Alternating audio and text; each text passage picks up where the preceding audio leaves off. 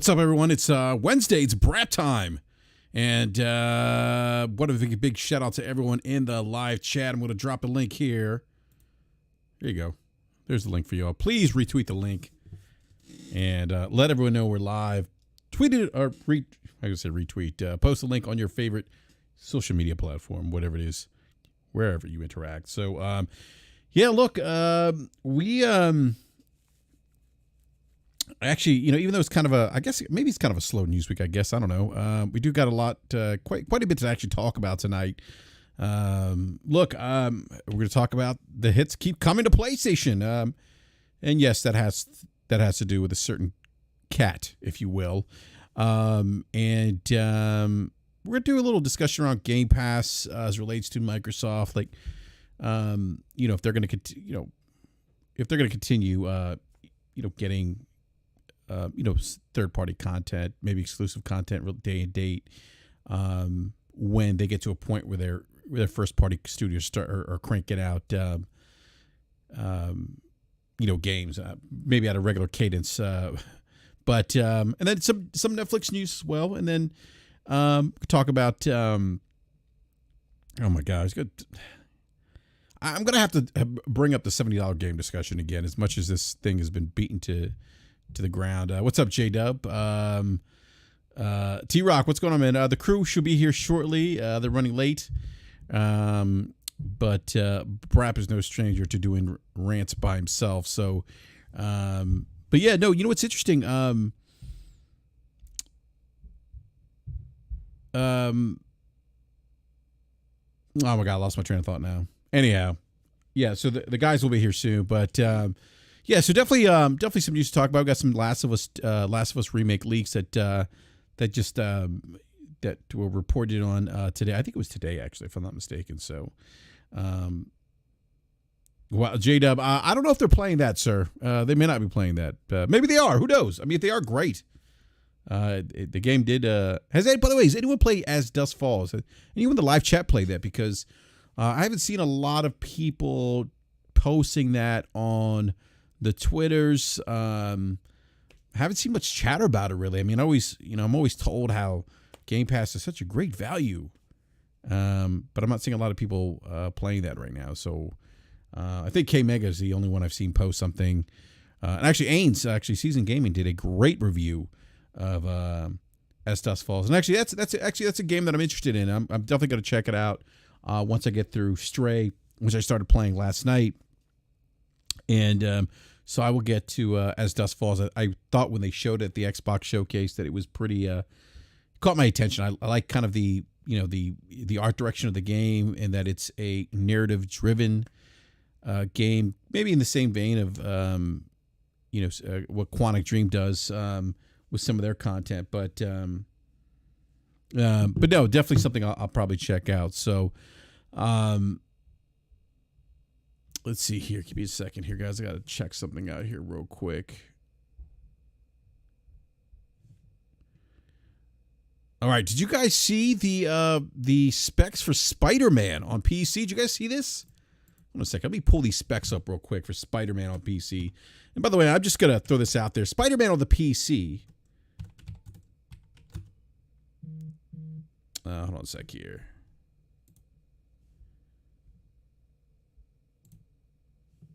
All right, I'm pull up this article from PC Gamer. Let's see here.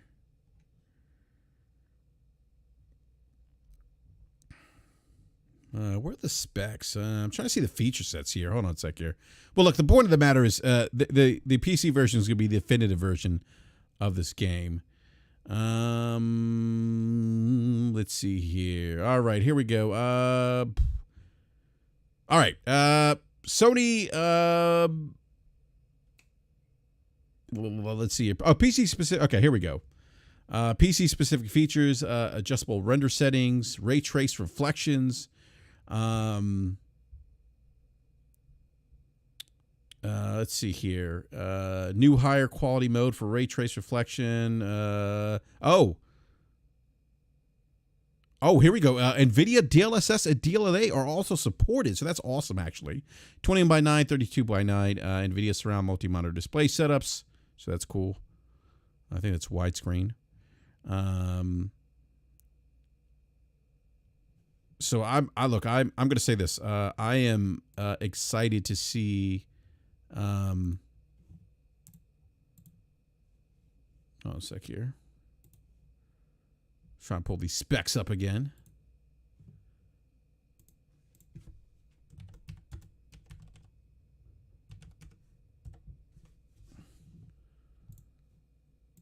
All right, yeah. So I'm excited to see.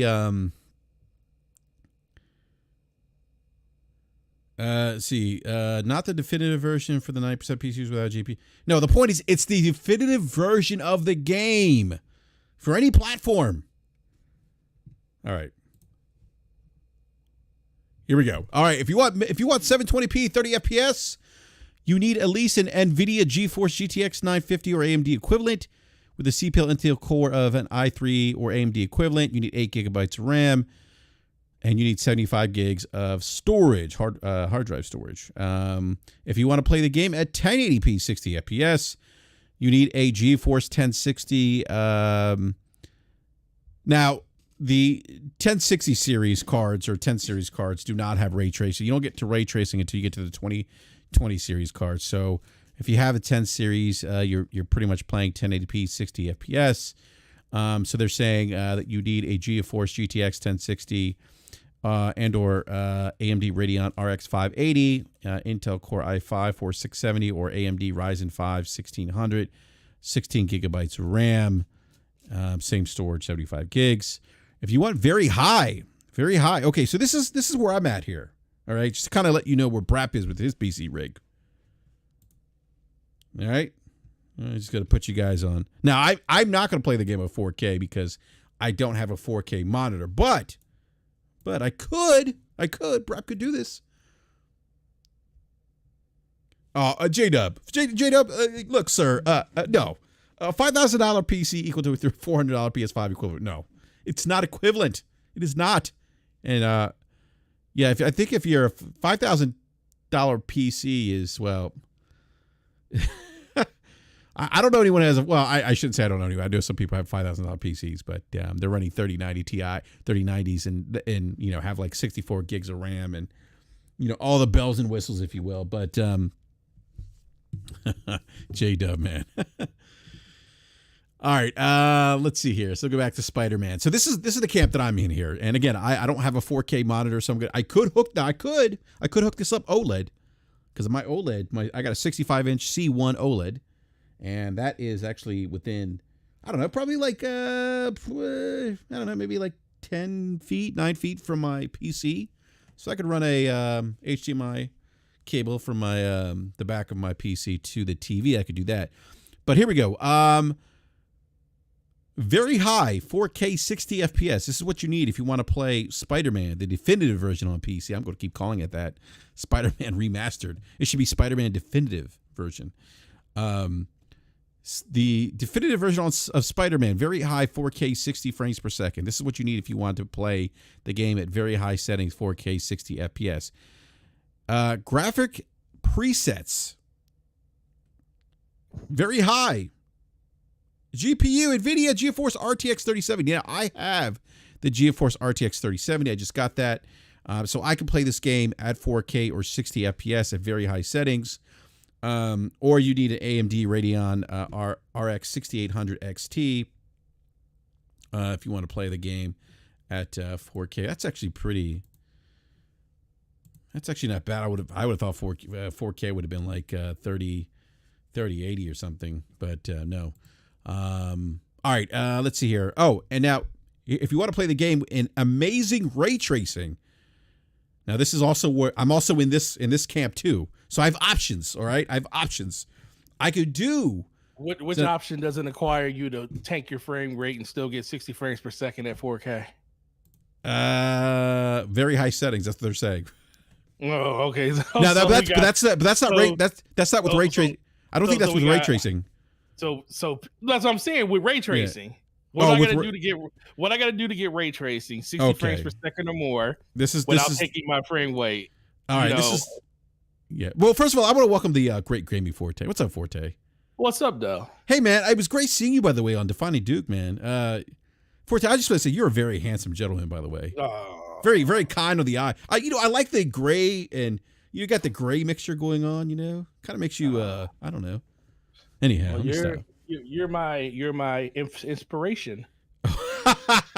Thank you, Forte. But nah, man. So Forte, I forget what cards you have, but so I 3070 Ti. Or 3070 Ti. Okay, so you're in that 3070 camp with me, with some slight performance advantages than my bare bones 3070. But so amazing ray tracing, right? At 1440p, 60 FPS. Again, you need a 3070 or AMD Radeon 6900 XT, Intel Core i5 11600K or AMD Ryzen 3700X, 16 gigabytes of RAM. Storage, I forget how much RAM I have. I think I have 32 gigs of RAM. I have 32 gigs of RAM, clocked at 3,000. I need to check gigahertz. I need to check that out, man. On my, I guess I go into my PC. I got Windows 11. Go into go to my computer. No, go to my computer, or I can tell you exactly what it is. It's my PC, I believe. Yeah, my PC. I think I have 32 gigs. I'm pretty sure I did because I think just search my PC and then go to system information. Yeah, I don't think Slow-Mo and GameLogic would allow me to get 16 gigs of RAM. So that's absolutely correct. Yeah, so I think I have. What's up, GameLogic? Great GameLogic just joined us. 16 gigs is for people that do nothing but play games and not content create, and even then you shouldn't do 16 gigs because it still isn't enough.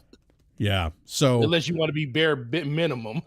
Yeah. So Logic, you actually joined. Your timing's perfect because I'm talking about the definitive version of Spider-Man, which, as we know, that means it's coming at the PC you still version. Answer my question though. What's that? I'm getting to that. The uncompromised version I'm of this getting game to that. I'm getting to that. All right. So we talked about amazing ray tracing, right?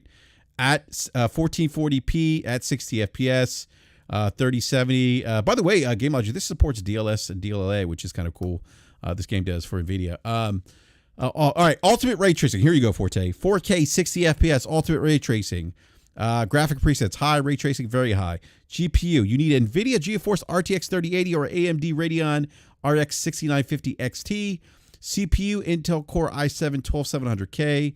Or AMD Ryzen 5900K. I think I have the 1207K, by the way. I got all that, baby. I got a 5950X, baby. Let's go. Ryzen. Ryzen.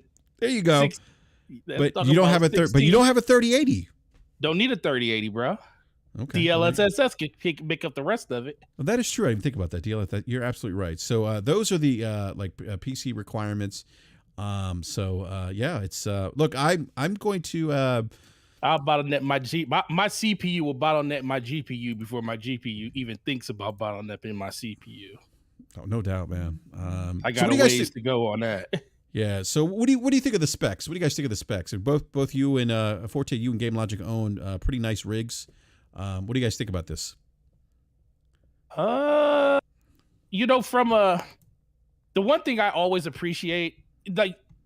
I really, really like the specs in general. The thing that I appreciate the most about PCs that console hasn't gotten to yet is the customization of your aspect ratio.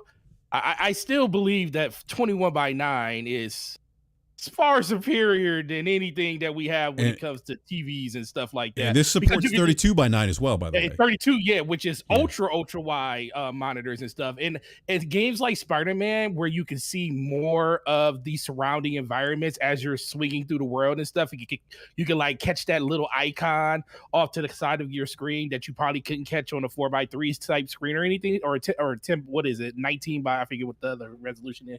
But those type of things, as much as they're little, they're real subtle.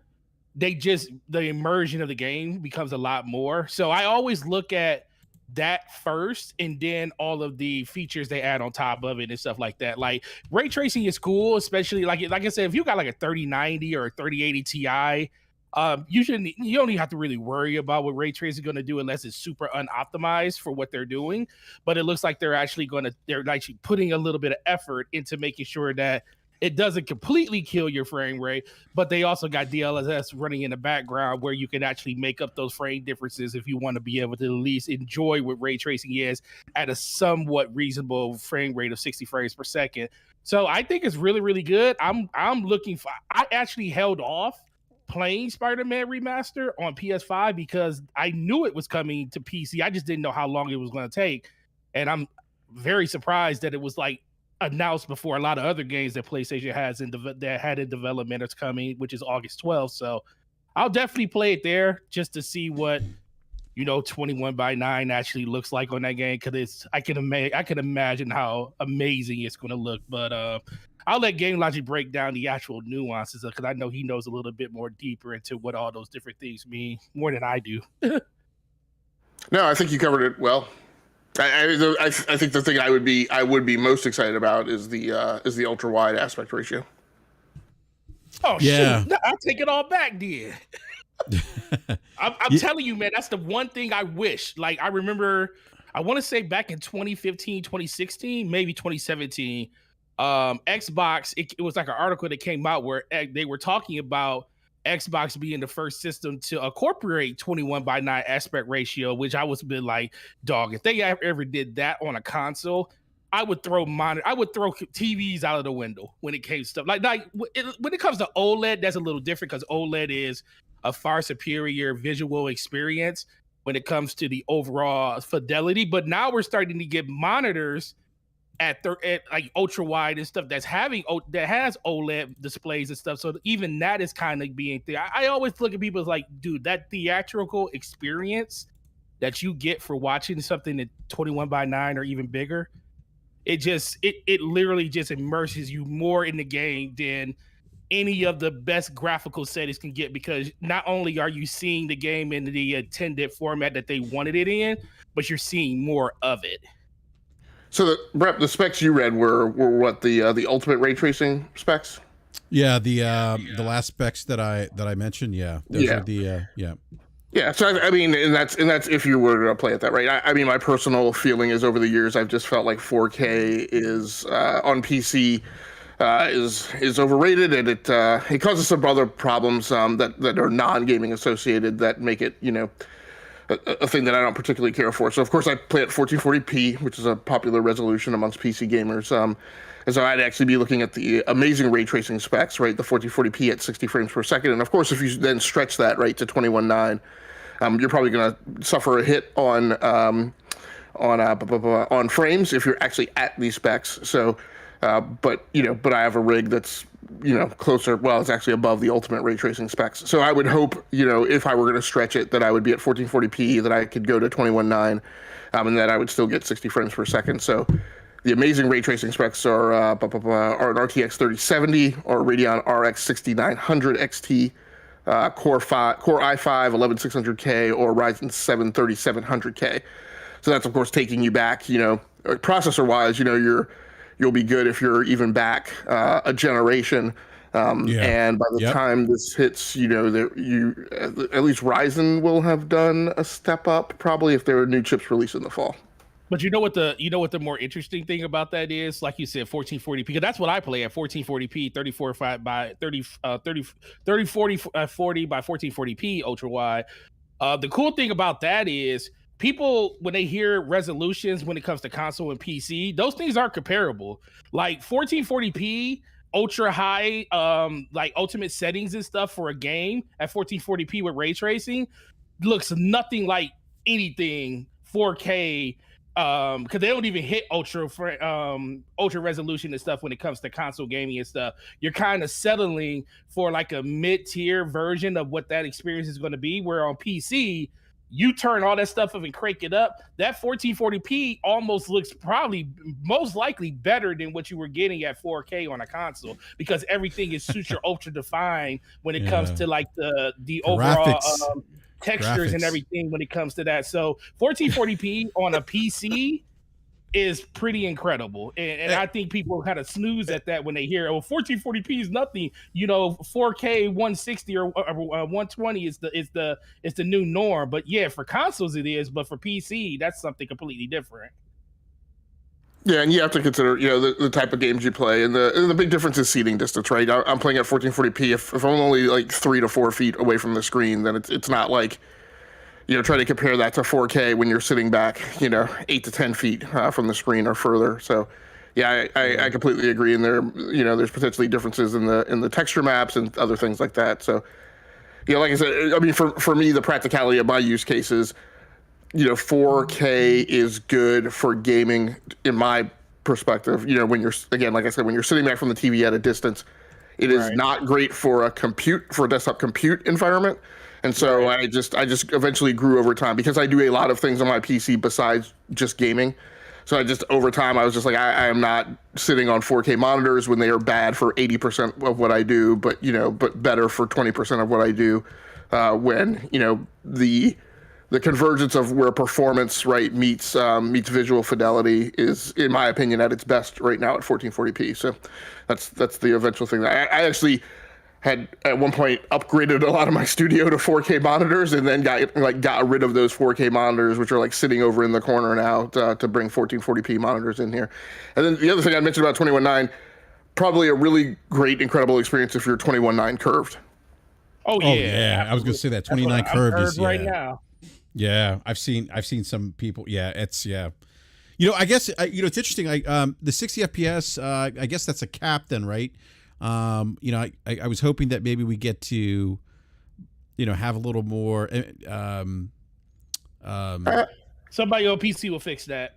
Yeah, I mean, we'll have to see. I mean, I don't know that that's a cap. I mean, or if that's just where they optimally looked at performance, right, and to give you specs, right. It's completely feasible that you could go up over 60. Yeah, they're saying adjustable render settings, but I don't see anything here about adjusting FPS. And if you could, that would be great because again, at 1440p. You could toe down that amazing ray tracing and boost the FPS up, and then you incorporate DLSS. You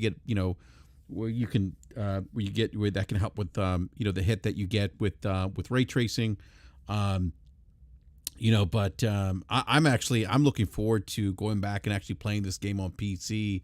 I don't know if I'll get it on launch. I say that, but I'll probably end up getting it and be like, I want to see. Give you a coupon for $10 off. Watch. Who's doing $10 off? Epic will give you a $10 coupon for $10 off of it. Watch. They always do it when a PlayStation game gets ready. When a PlayStation game gets ready to release, for some reason, Epic is always putting out one of those $10 off coupons, and you'll be able to get that game instead of for $59, you'll get it for $49. Okay, I'm gonna have to check that out then on the Epic Store. See that. Hey, by the way, big shout out to Strictly Gaming. What's up, Strictly? But he says, BRAP, you had to wait 4 years. It's not even definitive. It is definitive. Good things come to those who wait, sir. But guess what? You already played the game once. I did already play. Yeah, so I technically I did wait 4 years. You already experienced the game. Now you're experiencing the game the way the developer intended you to play the game. It's like imagine if you're dating a girl, right? And then 4 years later she got implants.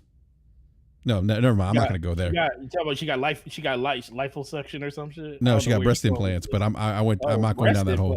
Yeah, see, that's the definitive. Don't do that. Yeah, I'm not going to do that. I might get in trouble. Forget that BRAP said that, by the way. We got a super chat from Board Country. $2 super chat says, into pretzels to avoid playing on PlayStation. Shaking my head. What? You lost me there, Borbor, but thank you for the super chat. Anyhow, Rook, I do want to move on, unless anyone else has any comments on the specs for Spider-Man remastered on PC, which releases August 12th. Any other thoughts, gentlemen? Nope.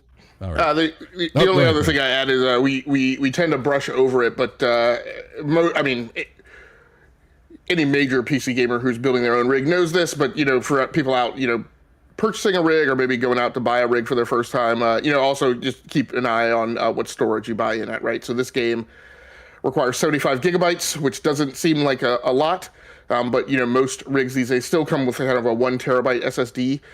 You're probably going to want at least a secondary SSD to not install this on your operating system drive.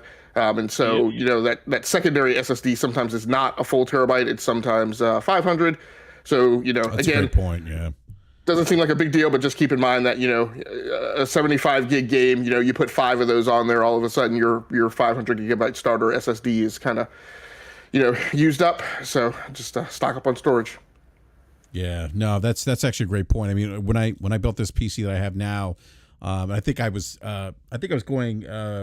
discussing this with you, Game Logic, like how much storage do I need, and and I'm glad I actually went the route that I went. I got two NVMe sticks at 1 terabyte a piece, and then I have like a 5. What is it? No, I think I have a 1 terabyte. I have SATA SSD. I think. And then that's the operating systems on that. I have I have one Western Digital, the 850N. I have that as my boot drive, and I have the Samsung 980 Evo Pro for my my game drive. And then I have 2 4 terabyte backup drives, just regular platter drives just for extended storage. And then I have a 1 terabyte T5 Samsung T drive for my content creation backup files and stuff. Nice. Like anything I record, just so I have multiple places. But yeah, it's always great just to have one of those 1 terabyte as fast as you can get NVMe's for just your games in general, just so you can load that stuff. And I only put the stuff that I know I'm going to play consistently on PC on those, just so it's not eating up a lot of space, because that stuff does take a lot of space. Yeah, and for gaming, if you have to make choices, a 2.5-inch SSD will be perfectly fine for gaming. You don't have to put it on an NVMe. You're not like, a human being's not going to notice the difference, right? Unless you're running benchmarks or something. So you should be completely fine. Also, just public service announcement. When you're doing that, all of you have friends who are building PCs. They're going to give you advice. Just be wary of the advice that they give. A lot of times, very frequently, we give advice from the perspective of, I'll start with a 500 terabyte NVMe drive, because I know that I'll just chuck another 1 terabyte or 2 terabyte drive in there further down the road. But you may not be the type of person who wants to pry open your PC and constantly have your hand stuck in it, right, swapping parts out. So give some thought to, kind of like BRAP said, do I go with a larger drive that can last me a while, because I'm not going to be cracking this thing open, rather than taking the advice of Game Logic or Slow Mo, who are telling you can always add more storage. Yeah, and actually that's kind of what my situation. Like my previous PC, I had to open up the case and installed the M.2 because my old PC didn't have one, so I installed it. Slow Mo actually walked me through it, but this time around I was like, I didn't feel like doing it again. It's like right. I don't feel like tinkering with the PC. I just want to get everything I want out of the way, and that's what I did. So I went with those two 1 terabyte M.2 NVMe storage drives, and then I forget what else I got, but I mean, that's a great point. I mean, if you're not someone who wants to tinker down the road, it's probably best to maybe future proof a little bit. And I gotta say, I Game Logic, I don't know if it was you or Slow Mo, but that 1207K Intel processor that I got in this computer, thank you, that was a great recommendation. Did you get you said you got the K, so you got the overclock one, or did you get the F? No, I got the one that you can overclock. So which one's that? You got the K SKU. Yeah, I got because there's one that you can't, right? Yeah, the F is the one you can't. The K. Yeah, so I got the one that you can overclock, but I haven't overclocked it. I was real close to going 12 gen when I went to go. Because I was just going to because they had Micro Center had graphics cards. This is when they were super hard to find, and they had graphics cards, and that's when I got my 3070 Ti. And then I went in there, I was like, oh man, and y'all got 12 gen. The only reason I didn't go 12 gen at that time is because the motherboards were super, super hard to find for 5th gen when it comes to like DDR5 and stuff like that. And then I had to upgrade my motherboard and processor anyway. So they ended up having Ryzen the 5950X on sale, and instead of it being $799, it was on sale for like $470 or $500, and I was like, I didn't have to upgrade my memory as one less thing I had to upgrade. So I was like, you know what, I'll just go that, because it's not, at that time, 12 gen is a little bit faster than the 5950 when it comes to like gaming, but when it comes to the compute side of it, it's still far superior when it comes to like multitasking, because it just has so many threads and logic cores. But yeah, it's either way you go, it's good, but just do your due diligence and research when it comes to that type of stuff. Yeah, no, definitely. All right, so I do want to move on to this kind of wasn't an official topic per se, but something I wanted to talk about, because we talked talked about this on Crossfire on Friday. Crossfire, And a lot of this came up because of The Last of Us 2 and the remake, and people calling it a cash grab. And you know, I think you were there for it. You were there on Friday, right? I think you were there.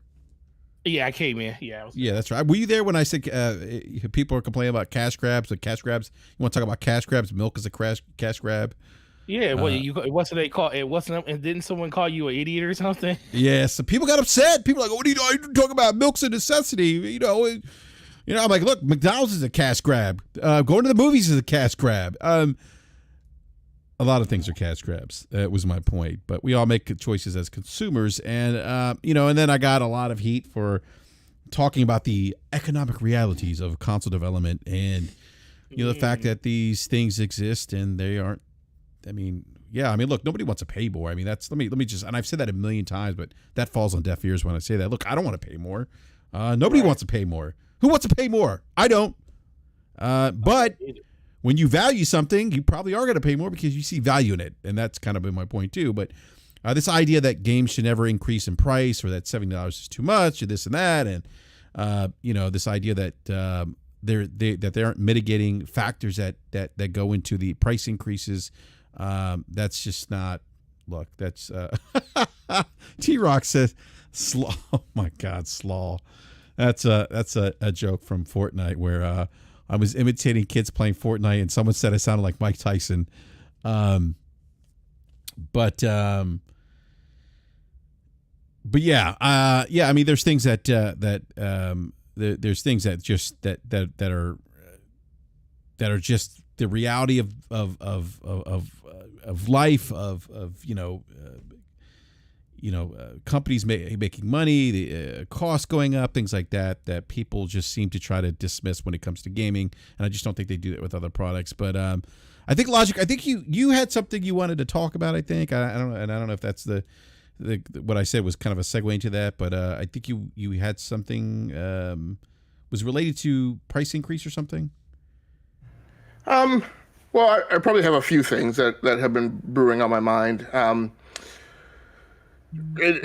a lot of them are kind of caught up in this whole mix, right? And I'll give credit to, I think the user, I just think of him as Rich. I think it's Big Rich on Twitter who just basically mentioned kind of the same thing that I've been feeling, which is that like the dialogue on this topic, like started off, I'll give it a modicum of respect in that, it started off kind of even keeled in that there were, I guess, value-added discussions of perspectives from both sides, right? But over the last week, the conversation has really just jumped the shark, right? And in a stack of arguments, let's call them 1 down to 10, that are valid on both sides, right? We're really digging down at 18, 19, and 20 in terms of relevance and impact and import, right? In the list of discussions, when we talk about the person who was incredulous and outraged that they played the Halo Infinite campaign for $1. And by the way, I'm sorry. That's actually something I wanted to talk about too. The guy, the YouTuber, I don't know if you saw this, Forte, was upset that it's to pay 11 times. I saw it. I was like, this dude's an idiot. Thank you, Forte. He is an idiot. I'm sorry. Go ahead, Logic. No, you're absolutely right. And it's the conversation is kind of defying logic, right? When it gets down to that type of bottom feeding argument. I think one of the trends that I wanted to bring up tonight, and I've gone through different ways of trying to articulate this, and sometimes it's been outright offensive, and I've struggled with it. But because these are difficult topics, right, to kind of pull apart. But there's definitely a trend on Twitter, social media, and maybe throughout the country that is kind of like this, in any movement by any corporation or any company that, is automatically seen as some like malicious, diabolical, conspiratorial, overly convoluted machination, right? That can simply be explained by the company's just trying to make more money, right? And that to me is not a convoluted concept. I think the thing that's just kind of weird to me is this pillar that people stand on that seems to be oriented around the expectation that a corporation is just supposed to continue selling stuff and maintain the same margins, maintain the same revenues curve. Like I don't. Somewhere something got lost. Unless you're a mom and pop shop in a singular geographic area, and you never have an intent or a goal. Those companies don't have growth goals, right? I'm running a mom and pop shop in my little podunk town, and I do live in a little podunk town, right? There's never any need for me to open up a second branch, right? Where the hell am I going to put it, right? You drive 5 minutes in my town, you're out of town, right? So those are the only people, right? That and maybe some small number of companies, a bit higher than them in a stratification schema, that would not have a goal to grow. Every other company, and where I fall down and where I fail to understand, right? Many people on Twitter, right, work at companies, and they all have an expectation to get a raise, right, the following year. The revenue that I gain pays for the stuff that already got built, right? That was the budgetary curve that I laid down to accommodate the cost of the previous year. The next year, everything's going to increase in price, right? Everything that the company uses.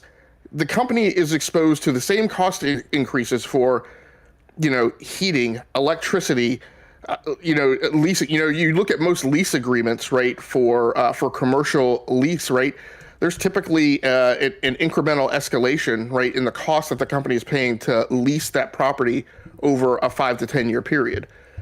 All of those cost increases have to be paid, right, from somewhere, including giving you a salary bump, right? Those things come out of margin, essentially. So what I don't understand is many of us go to work every day and are actively engaged in the effort to try and increase profits and increase performance and increase competition for our companies. And then to come home and get on Twitter and act like that is some criminal activity, like is a thing that I just don't understand. But one of the things is that there seems to be this growing sentiment that all corporations bad, everything has to be for the consumers and pro-consumer, and out of it seems to be this feeling that I don't know, everybody should live on a commune and everybody should be entitled to the same stuff. And all of that kind of at the end of the day really sounds like a sharing-based economy where everybody is, like I said, entitled to the same thing and has, like it or not, right, shades of socialism and communism. Now, I don't use those terms in a derogatory manner. I don't use those terms to weaponize them. I simply use them to represent terms of the type of economies that those systems are based on. And that's not where we live, and that's not where we are, right? So there should be a different set of commercial expectations. But like I said, all of the conversation around it just seems charged like, we need to storm the Bastille and tear down the evil corporations. And I don't kind of understand where that comes from. And it makes it really difficult and near impossible, right, to have a conversation about the topic out in the public space. Gilmas, real quick. So one of the things that I see, and I see this quite a bit, Viper XD says companies are making more than ever. Price increases are not justified, especially with microtransactions, digital content reducing publishing costs. They aren't maintaining the same revenue growth or revenue shares. The growth has been constant, steady, and better than it has ever been without a price increase. So my thing is that, in my opinion, right, to pull that apart, you have to show that, you have to talk about that in comparison to what, right? And as far as everything that I've looked at and I've been able to determine, the typical profit margin for most gaming companies falls within the acceptable average for most commercial consumer industries in at least America, right? Which is somewhere between a 20 to 30% profit margin. If you look at entertainment industries, they typically run at much higher margins than that. Yeah. Edging towards 35 to 55%. So depending on which way you regard the gaming industry, right? If you call the gaming industry an entertainment industry, from everything that I've pulled, they actually run behind the margin curve, right, for most other entertainment industries, and they run at the average margin curve for all other industries. Go ahead, Forte. Go ahead, Forte. No. What I was gonna say, if you kind of think about it, I always try to tell people think about it in other terms of like things that you may or may not know. Like for me, I know about sales and stuff. I know about how that stuff is manufactured and stuff. You kind of think about in a scenario where like people say, well, the price of games are harder to make and they're trying to recoup some of that money. It's just like a sales quarter and stuff. Just think about every year you go into a scenario where you have to find a way to one up the last year. Sooner or later, you're going to have a year where you don't do as well, and then your forecast is going to change, and then you're going to put less money into it so you can like be profitable for that next year versus going into it when you're like, okay, we're going to go balls to the wall with our predictions of how we feel like we're going to do this year. We may hit those numbers, we may not hit those numbers. Of course, they're going to try to express that, yeah, this is something we're definitely going to be able to do because that's what their shareholders want to hear. But how often do you hear shareholders really, really get mad about not meeting a quarter? Like you miss it by like 2% for the year, which in terms of trillion to billion dollar companies and stuff can be $3, $4, $5 billion that they miss because they missed it by 2%. But then guess what? That next year when they do their analyzation of how they're going to forecast themselves for that next quarter or for that next fiscal year, it's a little bit lower than it normally is. But as long as a company is doing well, they will always try to increase that revenue by 10 to 15% every year. It's across every medium, it's across every company. But then when they have a shortfall, that's when you see them adjust from the year to year, and then it builds itself back up. You can never have a situation where you're consistently making money that you made the last year, because sooner or later the market is going to say, no, this is too much. This price point is too high. And then instead of changing the price point, maybe the quality of something might change. Maybe they'll come out with less games that year compared to other years and stuff. But it corrects itself at some point. And that's something that you kind of got to realize when you're talking about these games and stuff. Yeah, you're going to get probably the same quality of games. You may not get the same amount of games. You may get a different slew of games or something like that. But the game price is going to probably just stay the same due to the fact that that's what people are willing to pay for them. And then it's just going to adapt to like what they're putting in these games. And that's how they kind of make it up. Microtransactions, stuff like that. And then they say, yeah, well, these microtransactions are going to help us get to that data point. It's going to help us get that extra 15% that we want.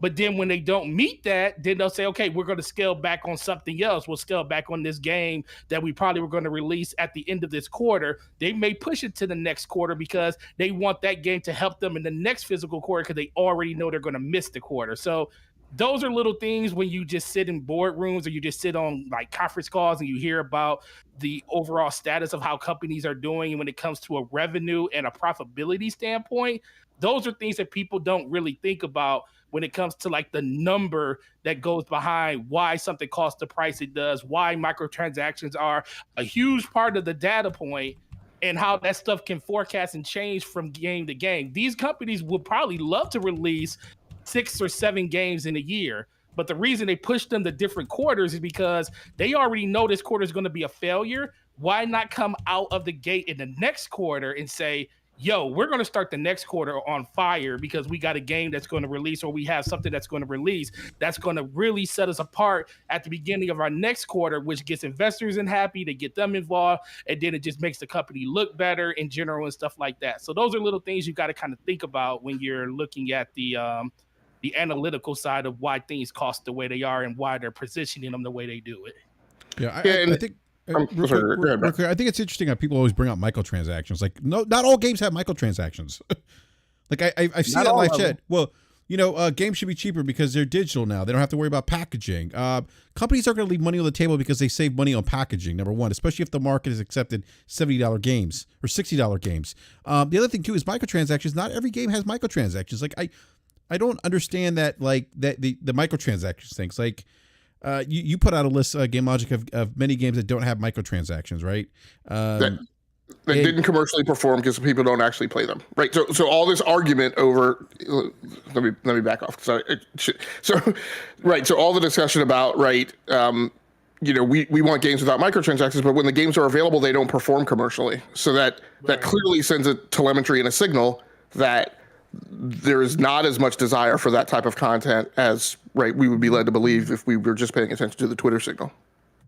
Yeah, and And the other thing I was going to say too is there's a reason why we have microtransactions. It sure is. I mean, I know a lot of people think it's solely greed motivated. But some of that has to do with the fact that people aren't buying games. And publishers, developers needed a way to other ways to monetize gaming. It's why you have free to play models. It's why you have subscription services as well. And some of these microtransactions, by the way, actually go into funding other things, other projects. I mean, it's not there's more to it than just saying, oh, well, we have microtransactions. Oh, record profits. Well, I mean, yeah, of course, no shit. Of course they're going to have, I mean, like companies' jobs, like you always say this, Game Launch, they have a fiduciary responsibility to make more money, whether we like it or not, they do. Right. I mean, just going back to what Forte said, and all this is not to, and I think people get it twisted. They go, well, you're campaigning for corporate greed. You are approving corporate greed. I mean, first of all, I have like 100 followers on Twitter. I don't for a moment believe that the things that I'm saying like have some incredibly drastic footprint that move the market and influence people to go do. People are going to go out and spend their money however they want to. Right. All of this conversation is around trying to convey to people the reasons that because there's a ton of signal out there that are, quite frankly, just misinformation, lack of understanding, and people don't get it. And if you hear the information and you do get it and you still choose to complain, it's, one of the analogies that I thought through this week is, look, I have people that I love, right, that are in my family that will literally, and we all have this relative, right, who will drive to the other side of town to go get cheaper gas. Where the gas is. By the way, Game Logic, I'm doing that tomorrow. I'm driving 5 miles to save about 16 cents on gas. Right. And those people who I love, again, they will drive to the other side of town when gas is over $5. They will drive to the other side of town if gas drops to just over $2, right? And they will always complain about the price of gas. And part of this conversation, right, that I thought through this week is, look, there are buckets of people in this conversation, right? There's a bucket of people who are genuinely concerned, who maybe genuinely think that they've rationalized it correctly, who will genuinely be impacted by a $10 price increase in games, who will genuinely have to make choices, right? And one of the things I thought through is, and again, this is not to make fun of anybody, this is my real, right? When I was in college, I made $50 a month, right? And every night during study time, I would go get a soda. Sodas were 50 cents. And one day, just like, I don't know, maybe 3 months into the semester. Oh man, Game Loss, you were dating yourself, man. Holy shit. Sodas have been 50 cents in a long time, but go ahead, man. Right. True. So one night I just had an epiphany. I was bored or whatever, did the math, and I was like, man, that's $15 a month. That's 30% of my disposable income is going to sodas. And I made the decision, and I had to make the choice. I was like, that makes no sense, right? I'm going to stop drinking soda. And to this day, I'm not a big soda drinker. My point is just to bring out, right, that there are some people who are going to have to make choices, right, if prices increase. And I get that. That's one bucket of people. I think that bucket of people is fairly small, right, in comparison to the volume of the conversation.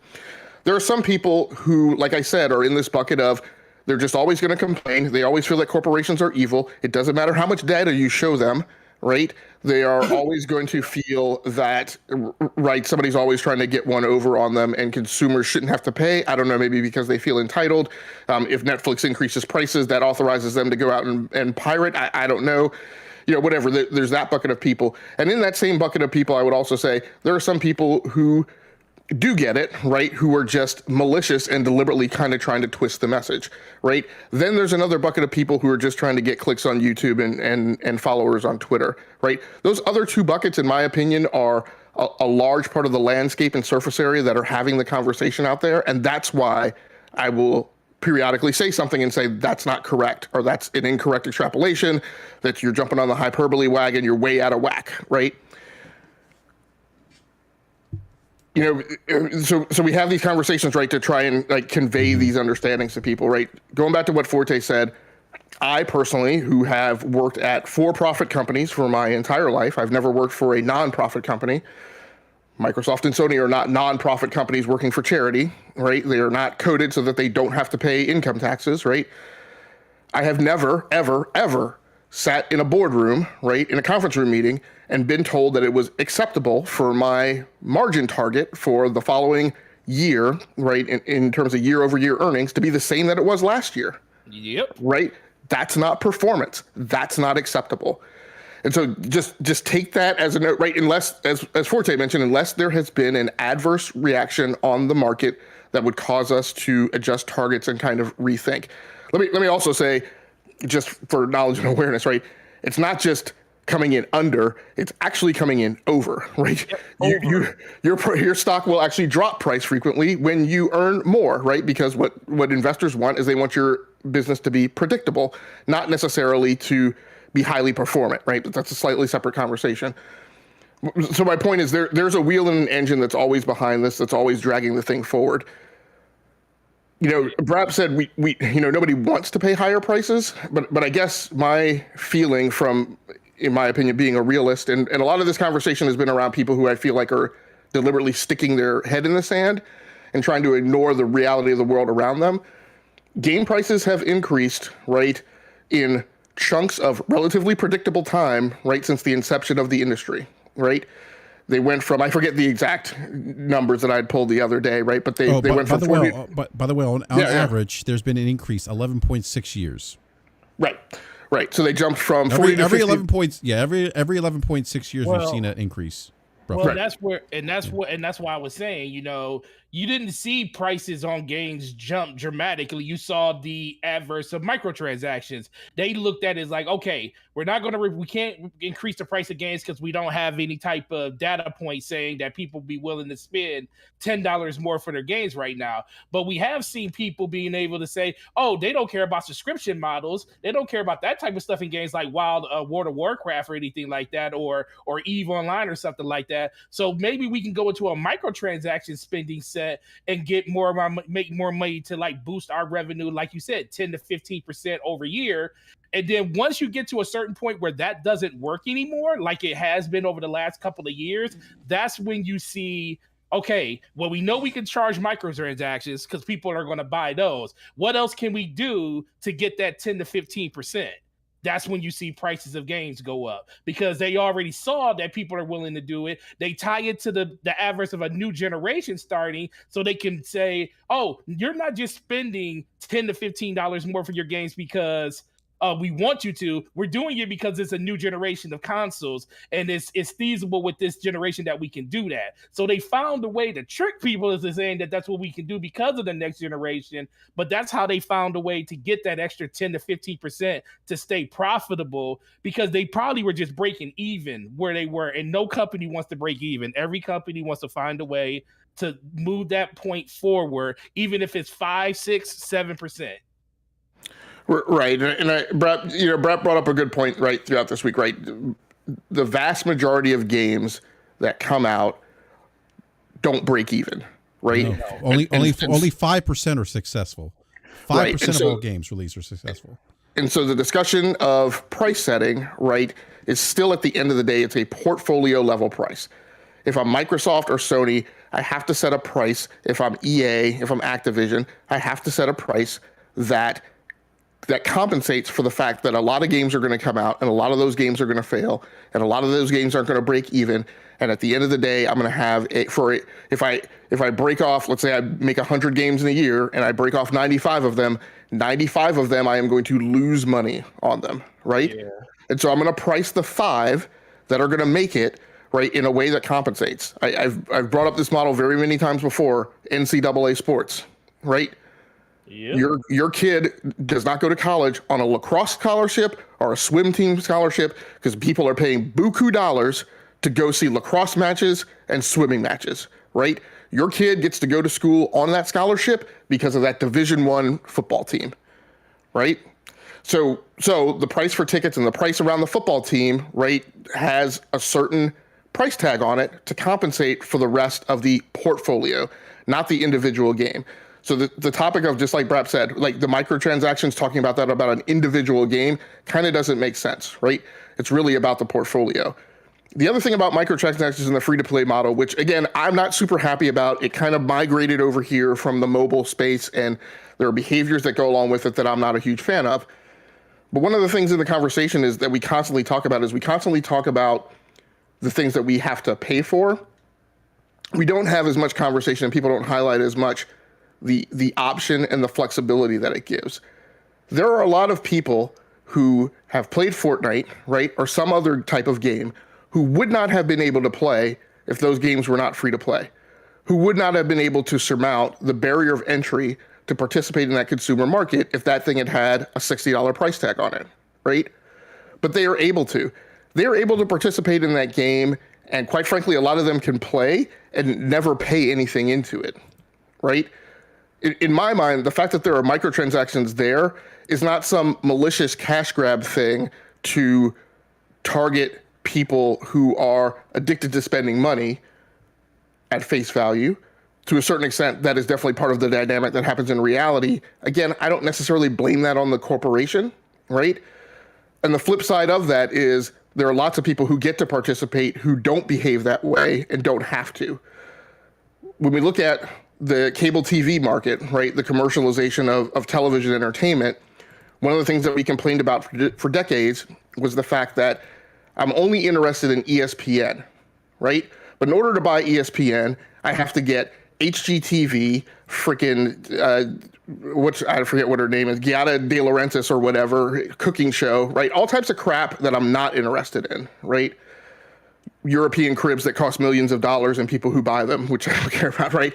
All the Viacom stuff. But the point is that all that stuff used to come bundled, right? And what we asked for constantly was, please break this stuff up. Please give us a la carte.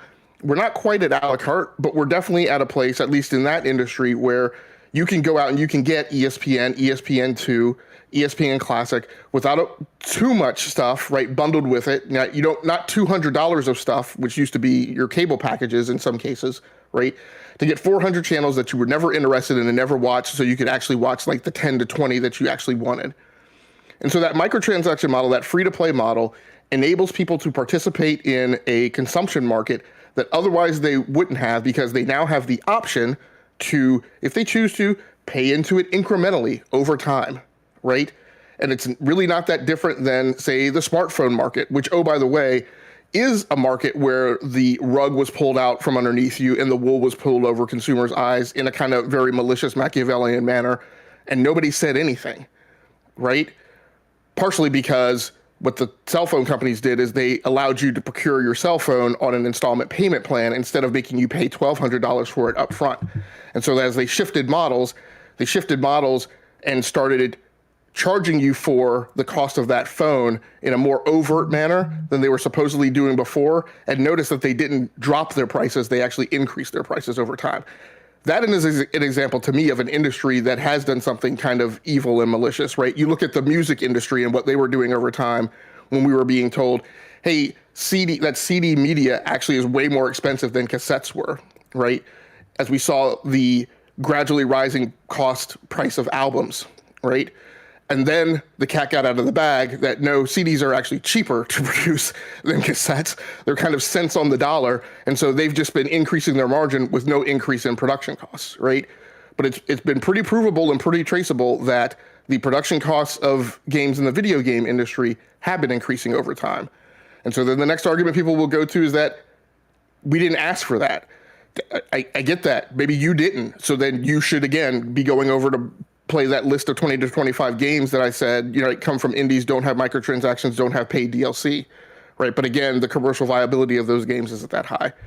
And so it's just, again, it's just been a week in a string of arguments where I've kind of seen some trends and some rooted outrage that kind of, to me, is very much along the lines of the mentality of the turn of the Industrial Revolution and the storming of the Bastille and things like that, of people who want to tear down these corporations instead of just kind of normal consumer behavior in a supply and demand market. I think the last thing that I'll mention is also I saw kind of the crazy theory that that demand hasn't increased over time, that because the average gamer only buys a handful of games, demand hasn't. Okay, right, but the sheer number of gamers has increased over time. People are buying consoles at a higher volume over time. The install base of consoles have increased, right, since 2005. And at the end of the day, the suppliers in the market feel like they are offering a product that they can charge a higher price for. And I get it. People don't want to pay higher prices. What those people should be influencing isn't for people to complain louder on Twitter. It should be to get people to change their consumption behavior, change their market behavior, start pointing their money in the direction of the games that aren't representative of that trend. But that seems to not be what's happening. No, it's not. Yeah. Well, look, Jim, I do want to move on to another topic here. That was a good topic, not topic. Yeah, right. It was a good topic, not. Look, Stray just released, and I don't know if I don't think you've played it, Game Logic, but Forte, have you played it? No, I installed it yesterday, but I didn't get a chance to play it yet. Okay. I see the people on Twitter like it's great. Yeah, no, I just started playing it, and I'm enjoying it. It's I don't play a lot of indie games, but this one, so it's. Did you buy it or did you play it through Premium? What's that? Did you buy it or did you play it through Premium? Oh, I got it through Premium. Shout out to Sony for putting that in there. Yeah, no, I think that's what Sony's probably going to do moving forward with their subscription service. You probably get smaller titles like this.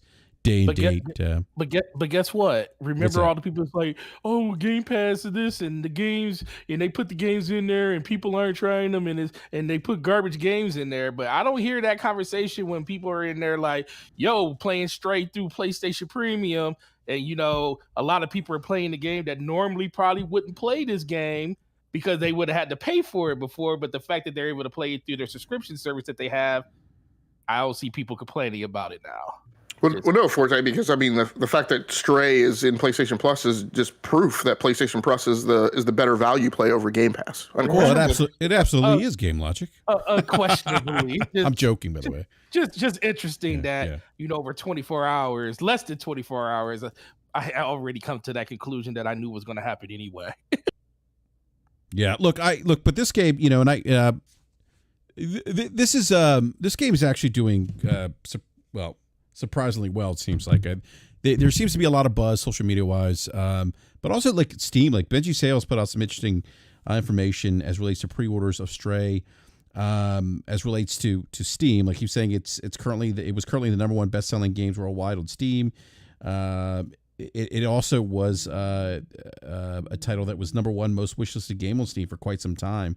There was also a lot of positive critic reviews coming in for Stray. I think concurrent players for the game on again, I'm only using because it's all we have for Steam. The game was out. It was over at 60,000 concurrent players on Steam. So those are huge numbers for an indie title. And those kind of numbers are what you probably see, with more larger releases or maybe AAA titles.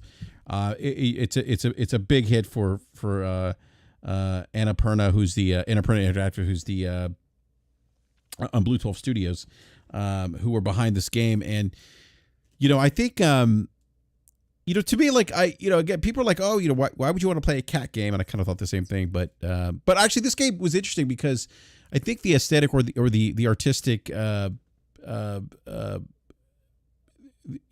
direction of this game, at least when they first showed it, kind of like stuck out to me a little bit. I'm like, oh, this looks interesting. But playing it, it's kind of a nice break from the pew pew pew pew that I've been playing a lot of, which is Fortnite and Halo Infinite multiplayer. It's kind of game you could just. What's that? I'm sorry. Why do you say sorry? Playing Halo Infinite. Oh, come on, Forte. Come on, man. Hey, we had some good games on Fortnite though, man. We did, but I can't play Halo Infinite. I hear you, man. I get it, but I refuse to play that game until that game is where it should have been 2 years ago, which I don't know how long it's going to take. Yeah, well, yeah, I hear you. But look, it's a little bit, and I just actually beat. By the way, Forte, I actually just beat Sekiro for the second time. I beat it on PC. I had beat it previously when it released on I beat it a second time, but on PlayStation. I had beat it the first time on PC when it released on PC. I may go and try to beat on Xbox now. It's one of my favorite Souls games. But I did beat Sekiro. So coming off Sekiro and Fortnite, Halo Infinite multiplayer, Stray's kind of a nice change of pace for me. And I'm kind of like enjoying just being able to sit back and just kind of enjoy a game, not overthink, not be sweaty. You know, I don't look like Steve Ballmer.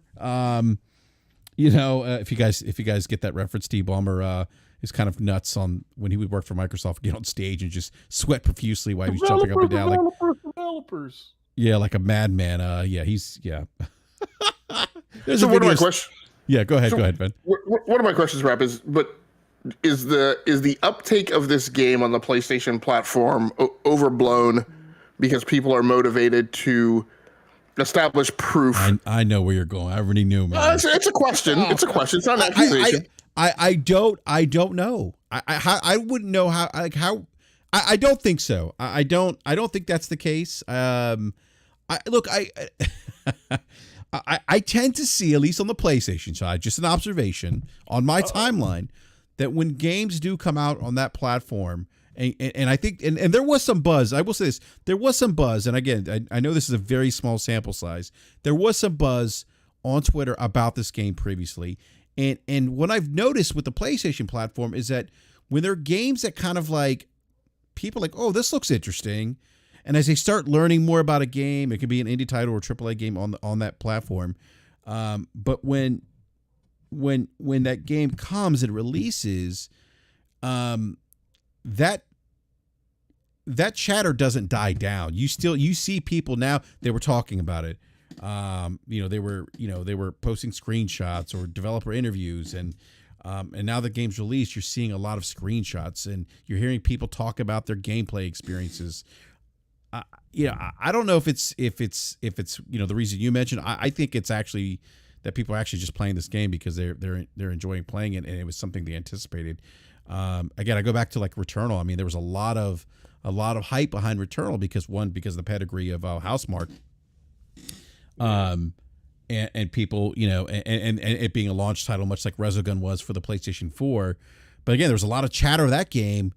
And when that game released, that chatter didn't die down. People were posting screenshots, talking about their experiences. So I just think that, again, small sample size. I just feel like on that platform, people just aren't talking about the games that they're excited about. They're actually playing those same games they're excited about.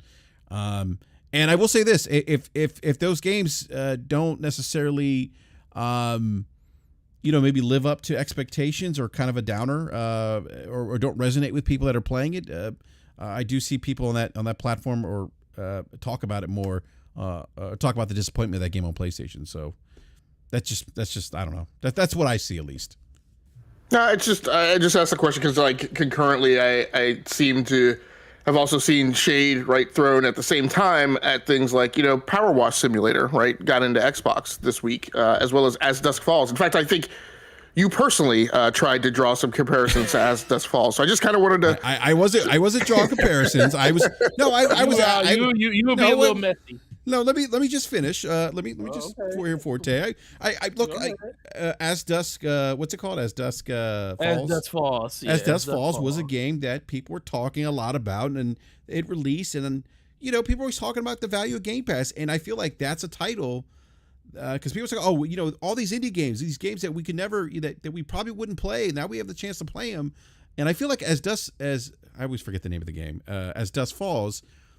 Is one of those games I think that is I find, like, I was talking to K Meg about it, and he's really enjoying playing it. He's actually the one person I've seen post screenshots a gameplay, but I felt like that was a game I thought that people would pick up in Game Pass and play it because it's one of those games that people talk about. Oh, well, Game Pass is great for these types of games. Many people wouldn't have exposure to these games or play it, and you have the opportunity to try something like this. And the reviews were pretty good for this game too, which is why I'm kind of surprised, at least on Twitter, and again, it was a small sample size, that I don't see a lot of chatter about it, or I'm not seeing a lot of gameplay footage or screenshots of that game. So that was kind of my only point. So I'm not one of those individuals who brought up Power Wash Simulator and Peppa Pig. By the way, Peppa Pig, my kids are like dying to play that game. They keep asking me every day, can they play Peppa Pig? There's actually a Paw Patrol game on Game Pass. Look, I'm not gonna lie, my kids play it and I played it with them. I was actually kind of surprised it wasn't bad. But Peppa. Has the ability for Xbox to post clips directly, to share clips directly to Twitter from your Xbox been restored? I mean, that went away right at some point, and I thought that would be one major reason you wouldn't maybe see as many clips of games being shared out. No, K Mega posted gameplay footage today, I think, or yesterday. Okay. So you can still do it. Yeah. So I'm just wondering again, based on the chatter about Game Pass, I just felt like this is a game that I would have seen more people playing or talking about. Right. You know, I'm not saying right or wrong. I'm just observation. I think the thing that has been kind of weird to me about this game, and Power Wash Simulator and As Dust Falls, right, for that matter, is, you know, back when we had the conversation a couple months ago, right, where we said, you know, Xbox production pipeline, right, Starfield and Redfall canceled, right? It means a thing and says a thing from a quantitative perspective when there aren't games that, in my mind, right, constitute, you know, a big splash, right, aren't coming out in the pipeline. And so to me, these are games that, while they might be, you know, heartfelt darlings, right, of the indie scene, right, the size of splash to me that they make in terms of moving the needle isn't that big. So it's just been interesting to watch the conversation that seems to feel like it, like I said, you know, it goes back to this thing of like, well, every little incremental microscopic move by these companies is always arbitrated as whether or not it's the proof point of the dunk, right, on the competitor. And I'm like, like, Stray's a thing. I'm glad to hear that people enjoy it, right? I'm glad to hear that something of its kind of artistic value, right, is out on the market. I'm always glad to hear when these things are there, right? This is why I go back to, right, the market has to behave a certain way so that things like this are there, so that it doesn't evaporate to where it's only Madden, NFL 2K, FIFA, Call of Duty, right, Halo Infinite, and then like your 3 tentpoles of SIE games, right, from Naughty Dog, Insomniac, and Sucker Punch. So I'm great that something like this comes out. I've seen the support of like, well, this is a reason why there's PlayStation Plus, right, at these different tiers, and this is these are the things we get in comparison to what people on Xbox Game Pass get, and I don't think that any of these games constitute a size of splash to wage war on that particular pillar. Yeah, no, I agree with that. And look, it's actually, like I said, it's a pretty good game. Like I said, I'm really enjoying it. It kind of has this shroud of mystery to it, you know, and some fun puzzle elements. I don't think nothing too complicated that I've come across yet, but there's this shroud of mystery there that for me, it's like, okay, what's happened here? Why is the city in the state it is? Why are people trying to get to, you know, the top of the city or get to the outside, as they call it? You know, it's just it kind of reminds me. Well, obviously, Journey was another great game by them as well.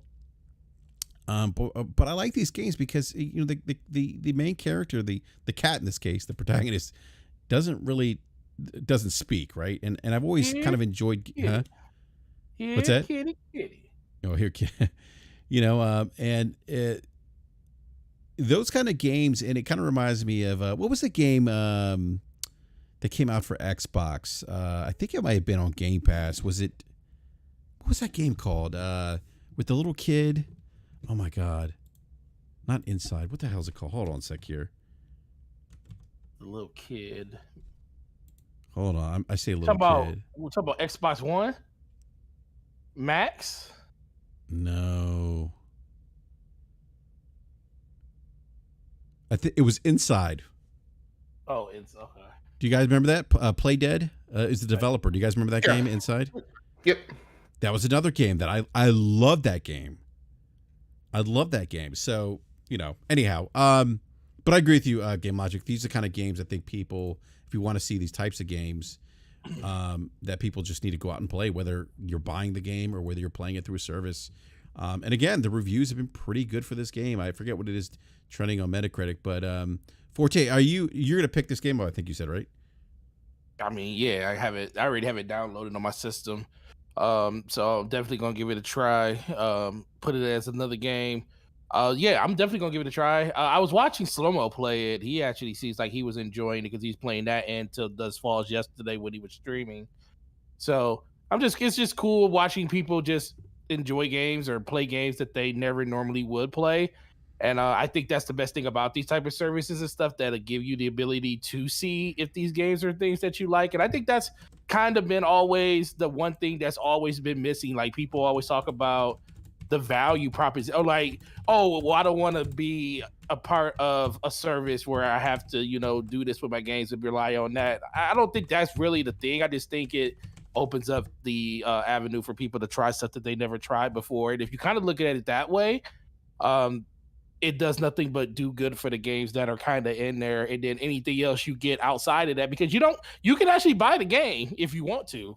So if you want to support the developer, that's a good thing too. If you just want to play it that way, it's another good way. But from what I was watching people play it, the very beginning parts of the game, it looks interesting enough to actually try it, and definitely wanted to be a part of the conversation. I'll probably play it tonight because we're going to talk about it on DPS tomorrow. So definitely going to give it a go tonight at some point. Yeah, no, absolutely.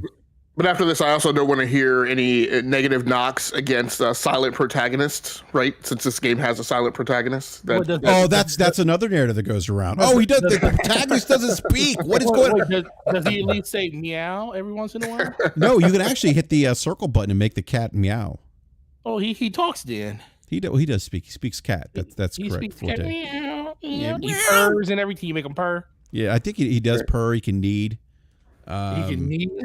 Yeah, the cat. Yeah, he can knead. Yeah, so I'm also seeing I had to dig for it a little bit, but it's out there. I also, am seeing the kind of I would contend the ridiculous hyperbole about Stray as goatee. I don't know about it being a goatee, but it's a great indie title. I mean, it really is. Right. It's a pretty, for what I played, it's a pretty solid game, and visually, I mean, it looks pretty good. I mean, it's got this I wasn't. I don't want to spoil too much, but anyhow, but actually, and for as dusk, what is it? As dusk falls. Right. Yeah, I'm actually going to play that game. I mean, it's one of the games that kind of caught my attention when Microsoft showed it this past summer, I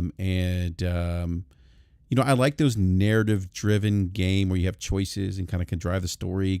Very similar to things that games that Quantic Dream puts out. Yeah, I'm definitely going to get to that. I think after I finish Stray. So. But Forte, I'd be interested in kind of getting your thoughts, man, after you do a quick playthrough. Oh yeah, definitely. Yeah. So is Slomo going to pick it up, or he already played it? He played it. Man, he did play. He did play. He was playing on. That's stream right. Yesterday. I'm sorry. He did. He was streaming yesterday. Well, Forte, that's just because the conversation is so quick, man. He picked it up. He played it. It's over. It's 2 hours, 4 hours. It's $30 when people pay $15 for Game Pass and play 2 months worth of games. I mean, how can you compare to that? That's true.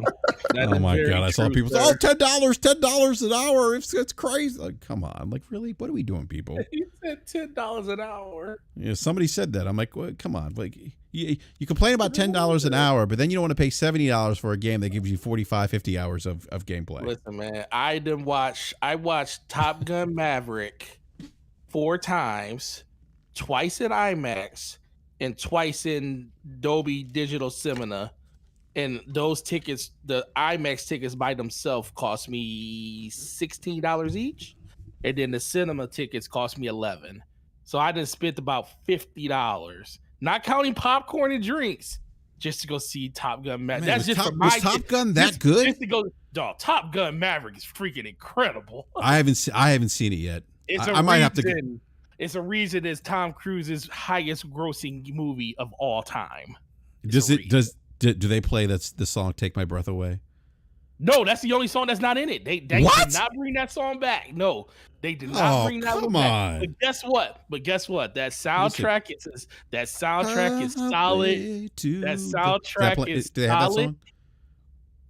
Yeah, they do have that. And then the original the original song at the beginning of it, the anthem song, they slightly remixed it, and it sounds phenomenal, bro.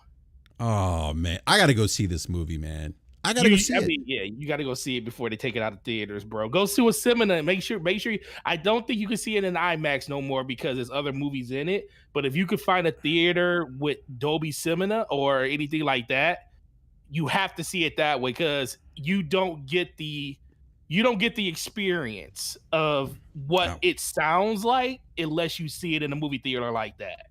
Because if you just go see it like natively, I would just wait till it hits DVD or Blu-ray and play it on your surround system that you have at home, especially if you got a really good one, because your first experience won't be the best. I got an Atmos soundbar with with rear speakers and a subwoofer. But everybody should go see the movie theater and see that movie. That movie is freaking incredible, bro. I saw it 4 times and money and trust me, I don't care. That money was well spent. I tell you what, man. Speaking of Top Gun, I think one of the coolest things I saw, I was at an air show. And what is it? It's an F-15 Raptor. Is that F-22 Raptor? Is it F-22 Raptor? Yes. Yeah. F-22 Okay, Raptor. so they had one of those, and it was at the beach, and my family had a beach house, and for I guess the flight path for this Raptor would wrap around the neighborhood where the house was, the beach house was, and you would hear it, and he was flying so low. I could see this guy. I could see the pilot. He was flying and that thing was, I tell you what, that thing, first of all, was loud as shit, and that thing moved, and it was going, and he would take it straight up in the air, like straight up, and they just try. I mean, it was wild. Oh, yeah, he go invert with that boy, man. There's something about it's a badass plane, man. Movies do that. That movie's doing its job when it comes to like recruiting people. I'll tell you what, man. I don't know, man. That's badass. I mean, my I had an uncle was in the Navy. He was stationed in Norfolk, and I remember we would you would always hear the planes flying over his house, and I just remember hearing that all the time. And I remember hearing that boom. But anyhow, I digress. I don't know how we started talking about that.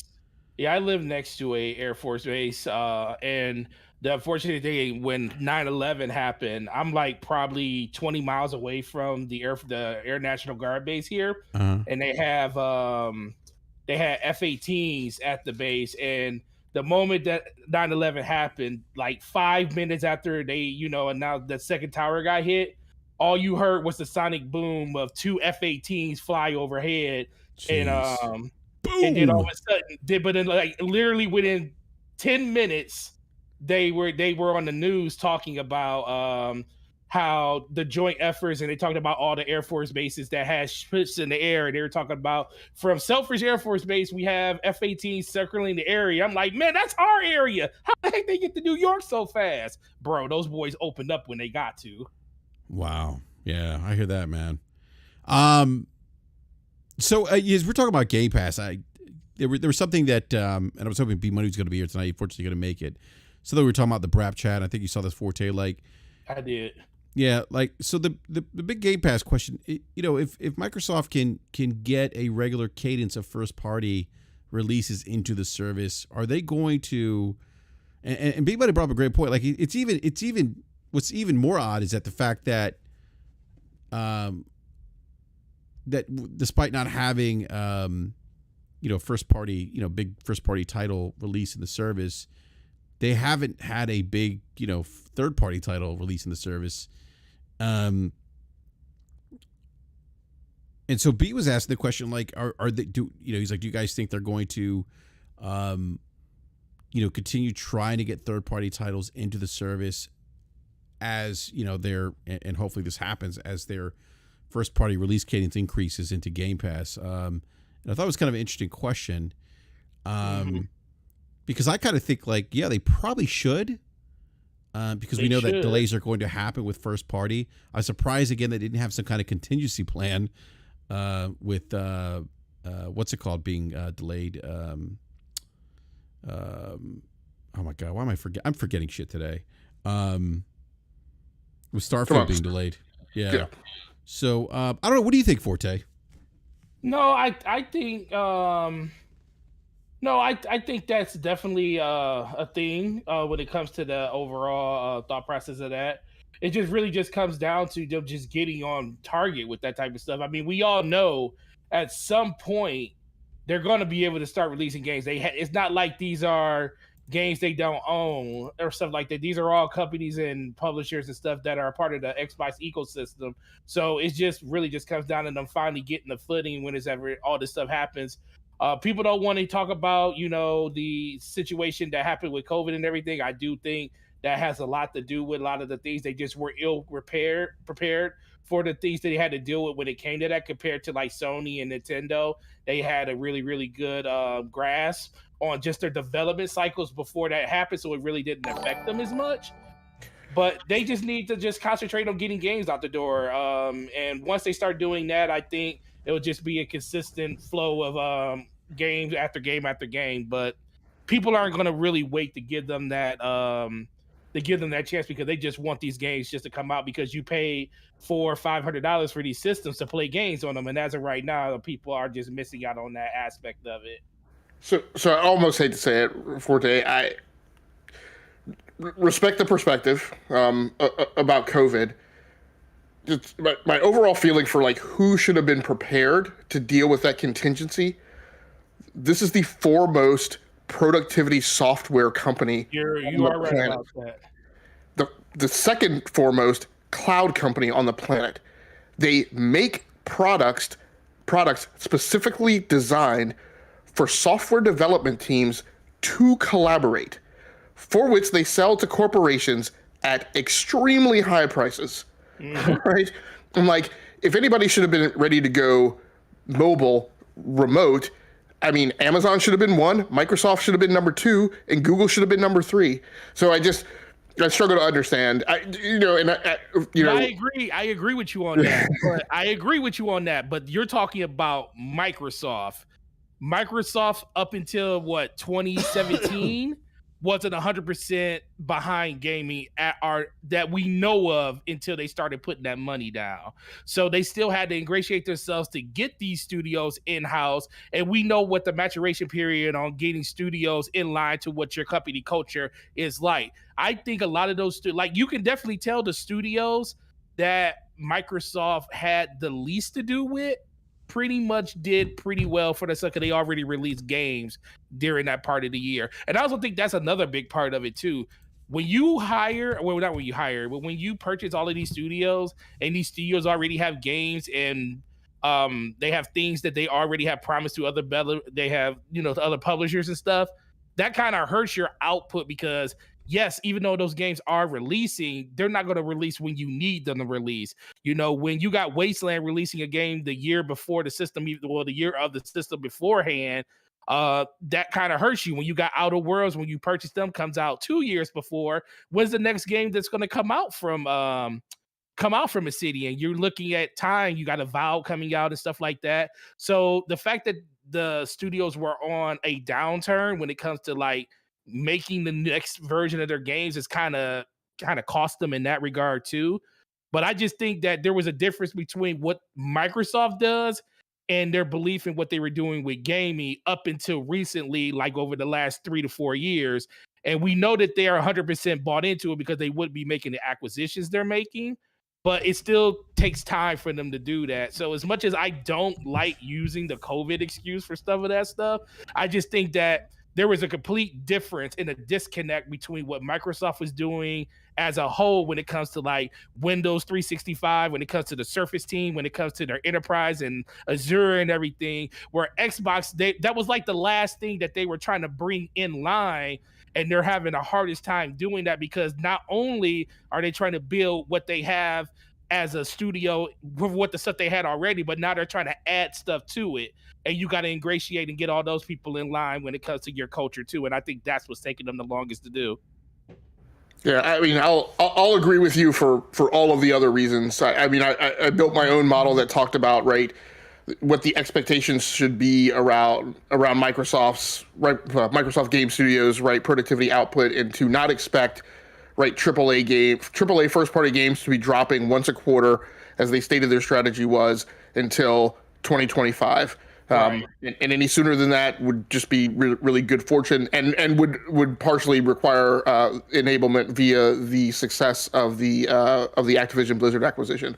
Right. But I'm sorry, I'm just not going to back off. Like not giving them an inch for like a COVID failure. Like if Google was talking to me about them struggling to move their teams to remote during the pandemic, I would have none of it. So. Well, do we think that Google struggled a little bit with their offers when it came to like things like Luna, not Google with Luna, but like with Stadia and Amazon with Luna when it came to that stuff? Do you think that COVID probably had something to do with the fact that we're not seeing output as much as we probably would see if we were in a normal regular year? Do you think that stuff kind of got hurt by not being able to have that stuff in house at the time? So I think from a software development perspective, I think everyone got impacted. I got impacted, right? I think I've mentioned on this show, it's like, look, when I construct an integrated master schedule and I have an expectation for releases, right? And part of that expectation is around my productivity numbers and my velocity numbers that are tightly coupled to the notion of people are going to be able to walk to an office and have a face-to-face discussion, right, to resolve conflict. Right. And when that suddenly becomes not the case, then that means my release cadence is unquestionably impacted, right? What I'm saying is that when other companies that I feel like have less reach back, right, have less kind of corporate intellect around how to manage the transition of a development team to remote, that's where I lose, right? That's where I lose the ability to say Microsoft has, I hate to refer to it as an excuse, but Microsoft, has a reason for them struggling, right? Because other companies did it who are of lower enterprise acumen, lower enterprise caliber, don't have the reach back that Xbox Game Studios would have had to greater Microsoft corporate to facilitate that move. And so I feel like they should have been able to recover and hit release cadence parity that we have from some of the other studios that you did mention, right, who suffered the same thing but figured out a way to recover, is all I'm saying.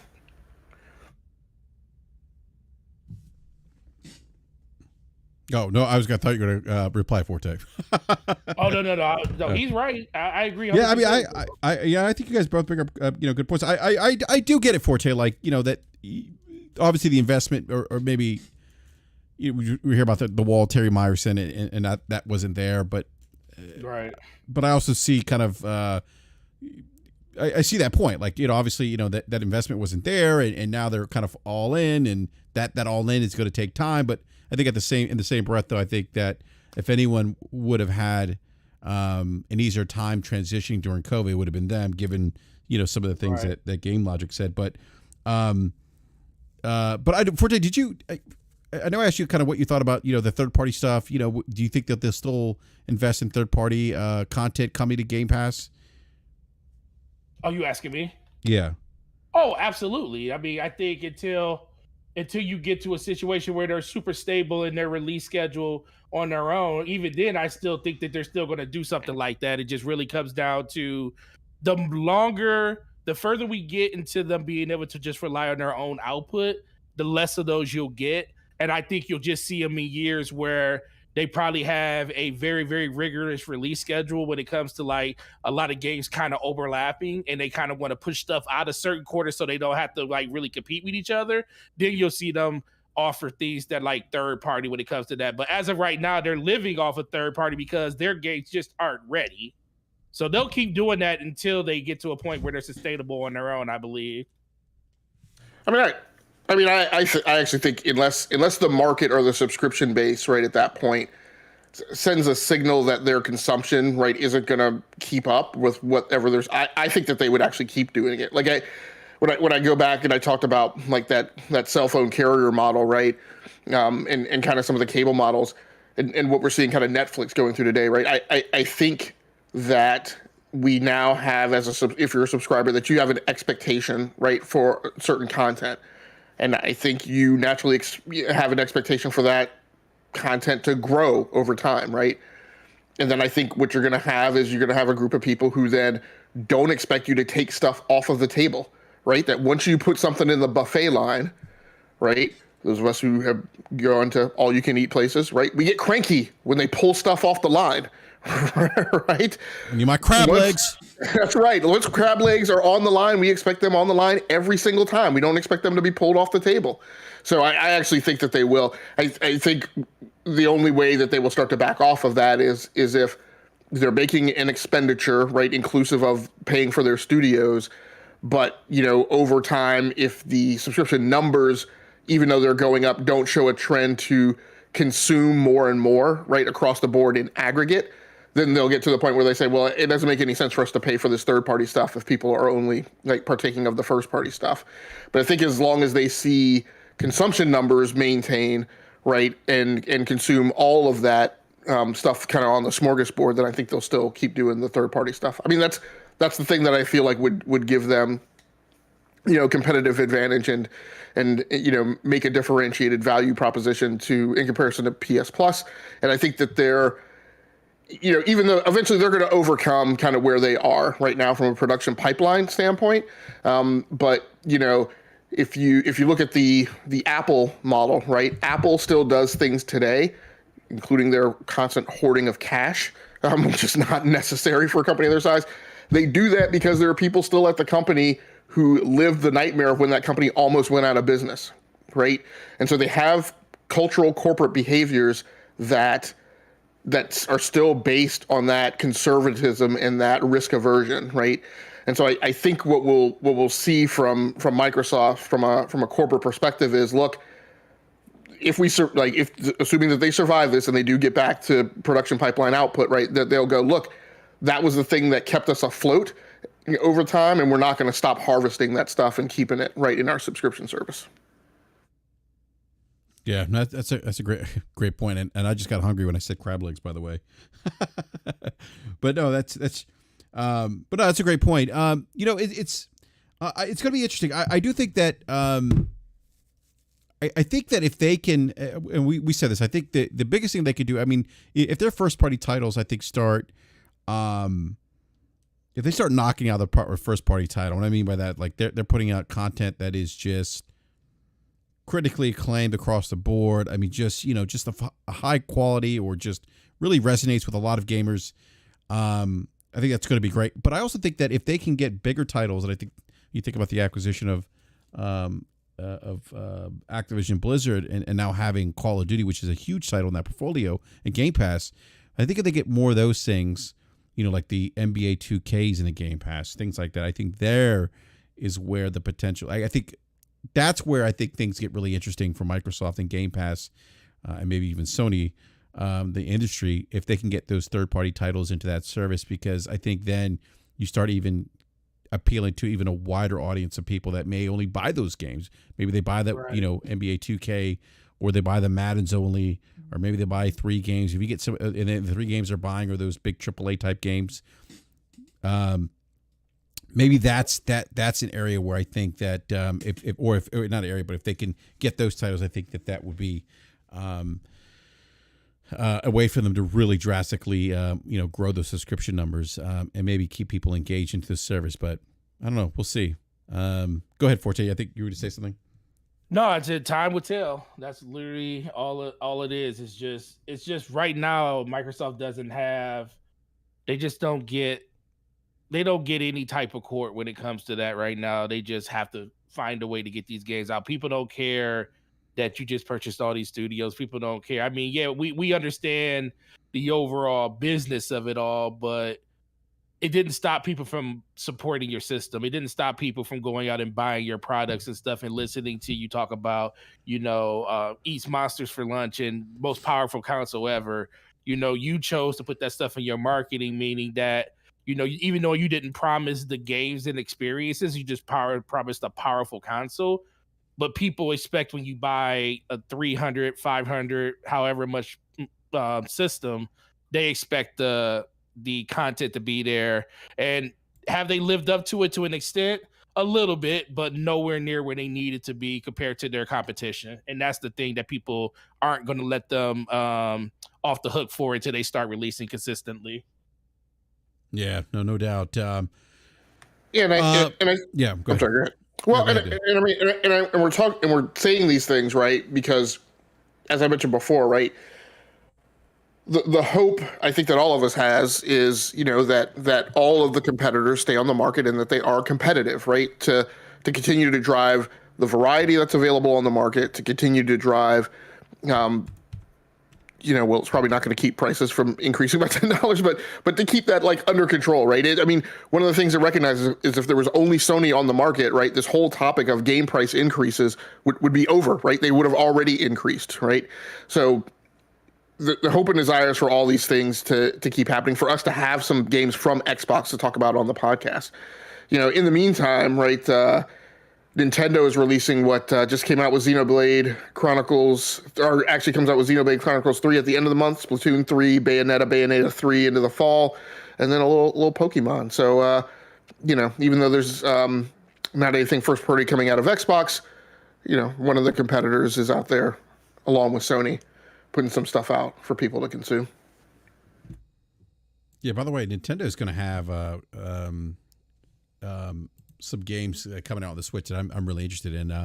Splatoon 3, actually, I do enjoy playing Splatoon. For those who haven't played it, it's actually not a bad game. It's got some pretty solid gameplay mechanics. And it's a great family game, right? It is. To play, competitive with your fam. I'm a squid kid. Yeah, I play with the kids, and then Xenoblade Chronicles 3. I'm definitely interested in that. Probably pick that up as well. So, but I do want to move on to Netflix, because Netflix just released their subscription numbers.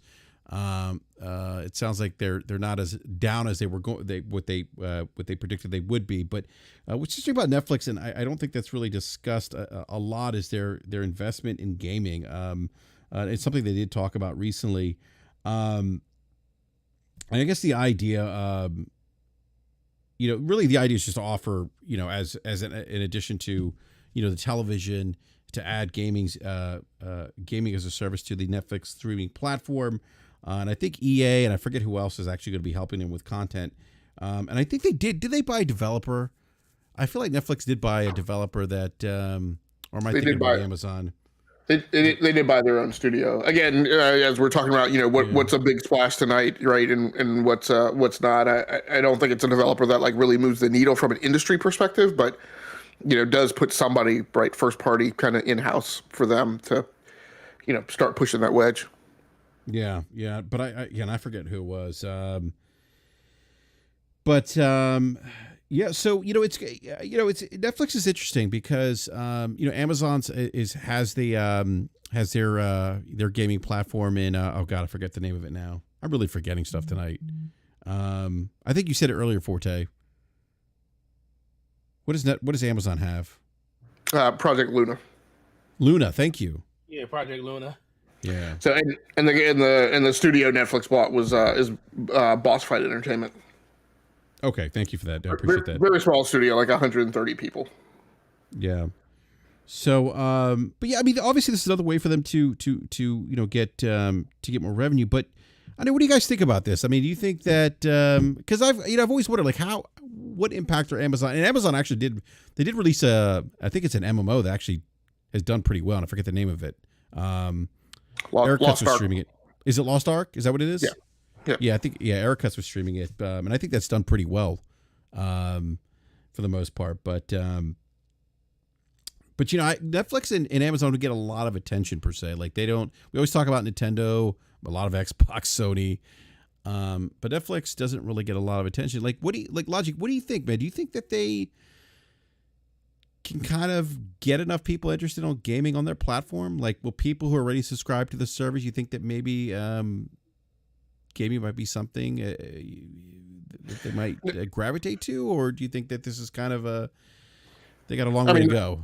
Yeah, I mean, again, as we keep tamping down on this, a big, what's a big splash and what's not, I don't think it's a big splash, and Netflix has actually purchased, I think, 3 gaming studios. So they've bought Boss Fight, and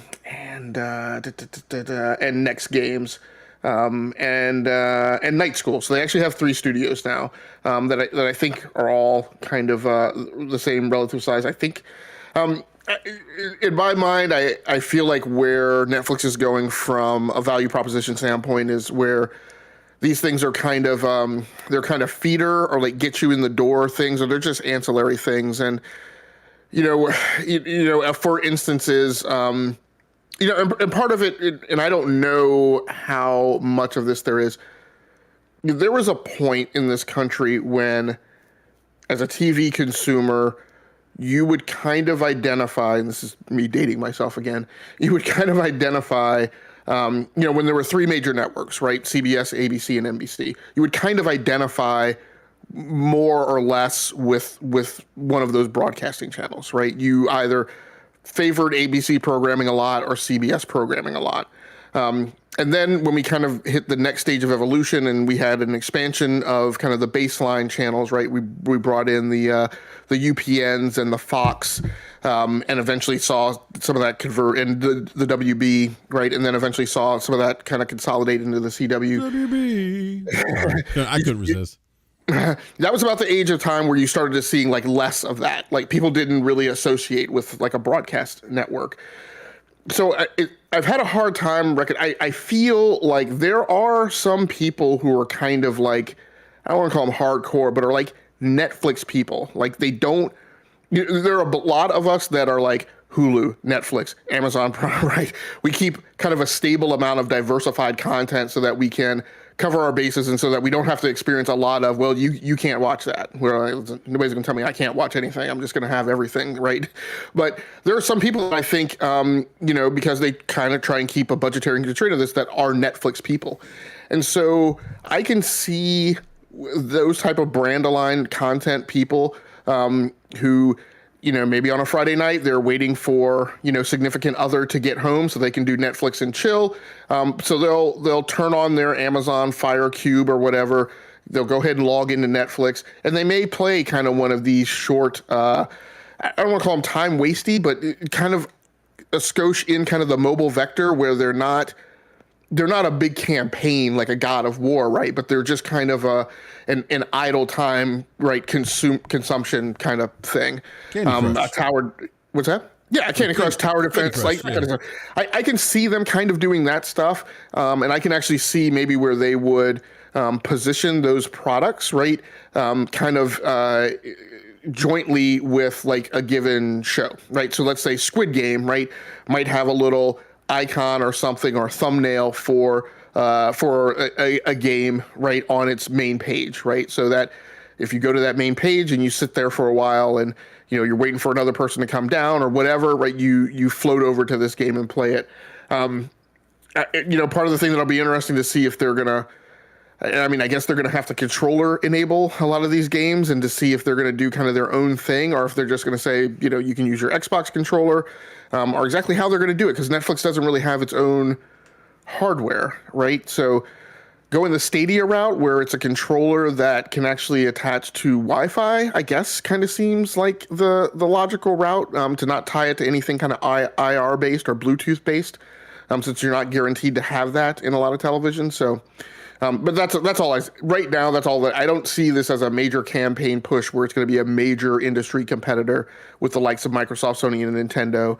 It's just going to kind of be an idle time waster, before you shout out on Netflix content. Yeah, that's a great point. And they actually, they did hire Mike Verdu, he's actually, they hired him as vice president of game development. He's reporting to the chief operating officer of Netflix. And he was previously with Facebook. He's vice president in charge of working with developers to bring games and other content to Oculus, the Oculus virtual reality headsets, which Facebook owns. So they are seemingly moving full steam ahead with this. But you bring up a great point, Game Logic, with the controller. Like I've been thinking about like how what are they gonna do? Are they gonna? My guess is I would imagine they probably wouldn't develop their own controller. They would probably say, you know what, you can use your existing PlayStation or Xbox controller. That seems like the easiest solution to that. Well, yeah, but the problem is again, not lots of televisions have Bluetooth, right? That's true. Yeah. The thing is, you could do that, but what are you going to connect it to? Right. And Netflix doesn't sell their own dongle, right? It's not like Google where Google sells Chromecast, right? I mean, what they might do is they might go to Google and say, or "Hey, Amazon like bundles the the Fire Stick or whatever it is with the with the Luna controller, whatever." Right. But I can see, quite honestly, I can see them going to Google and saying, "Hey, guys, you guys are about to put all those Stadia controllers that you've been having on fire sale for the last several months in a landfill. How about you rebrand those as Netflix controllers and sell them to us?" I'm sure Google will be more than happy to do that too. Forte, what do you think, man? What are your thoughts on Netflix getting into gaming? I mean, for Netflix, I think it's a good move, especially with all of the rumors and speculations on how it can be played out with Xbox and everything.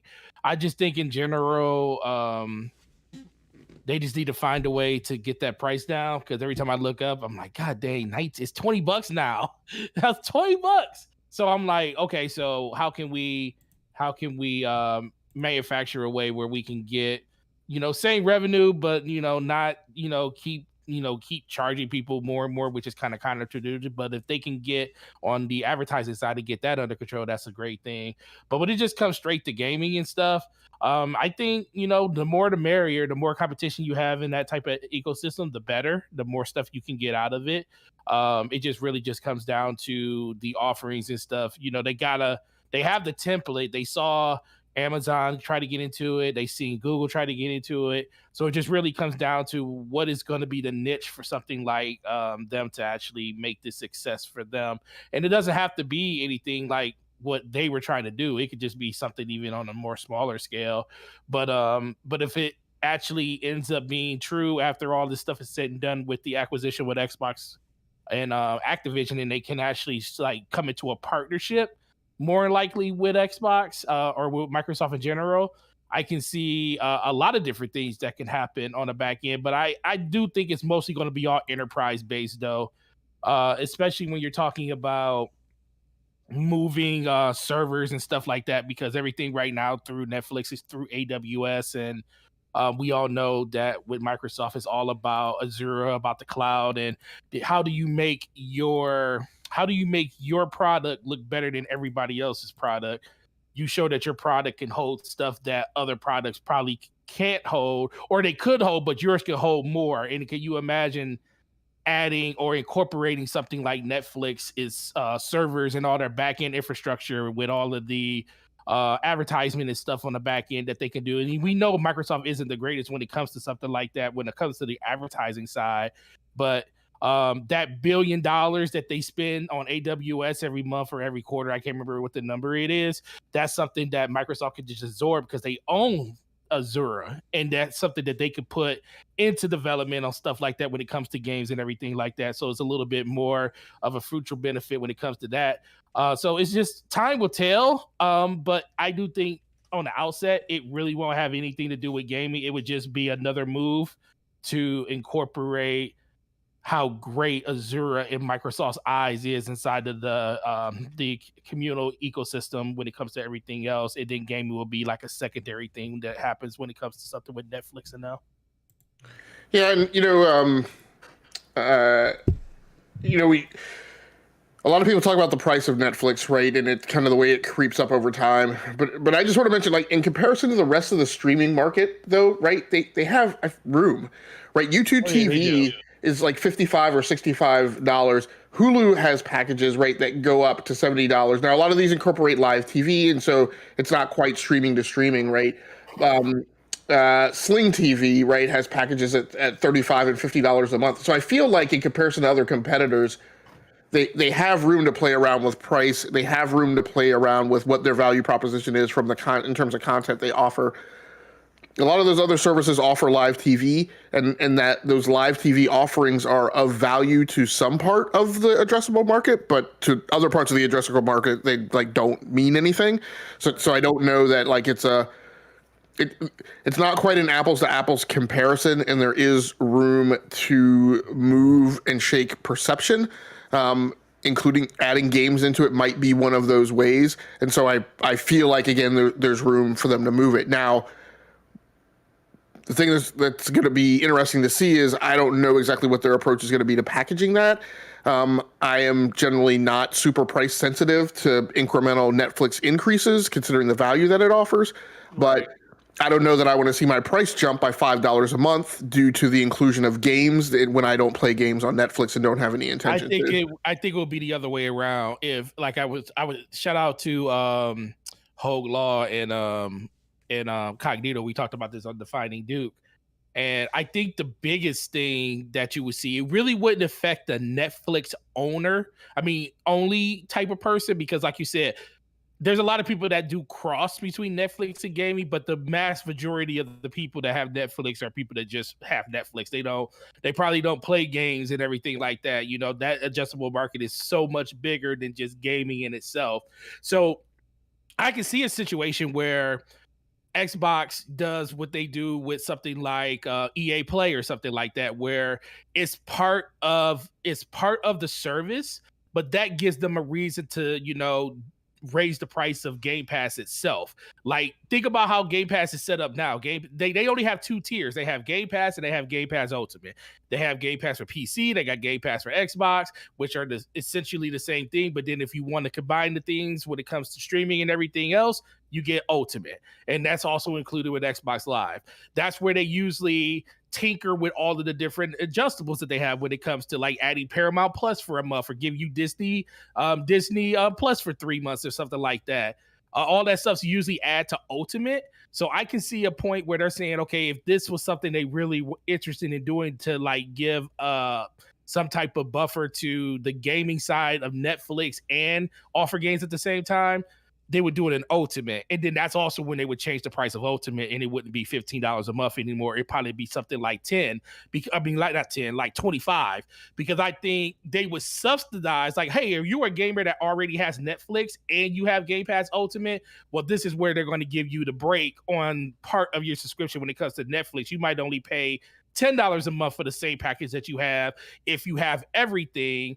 And then it's only $25, $30 a month, versus if you just want Netflix by itself, then you'll be still paying whatever adjustable price that they have for just the Netflix side of it. But Ultimate seems to be where they do all of that type of theory crafting with the pricing on anything when it comes to just adding stuff in. And I think that's where you would see the benefit of a tier subscription when it comes to that. I don't think it's going to be a scenario where Netflix by itself would just be only available in certain packages. I think you would just have Netflix, and you will just have Game Pass Ultimate that includes something with Netflix included inside of it. Yeah, and it bears mentioning that Netflix recently subscribed its advertising partnership agreement, teaming agreement, and the vendor they selected was Microsoft.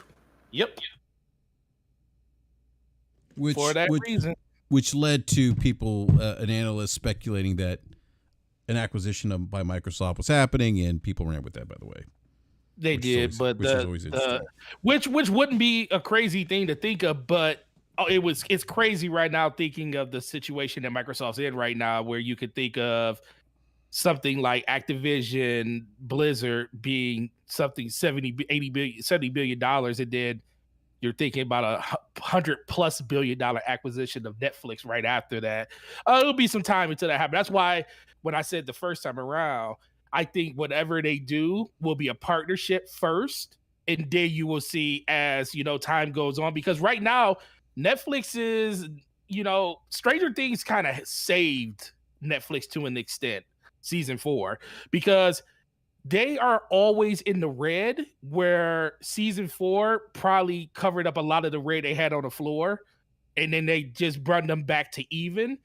They have to find a way to keep the subscribers that they have, because right now, we talk about 200 million subscribers is what they usually have on a month-to-month basis, and they're losing people seemingly a little bit.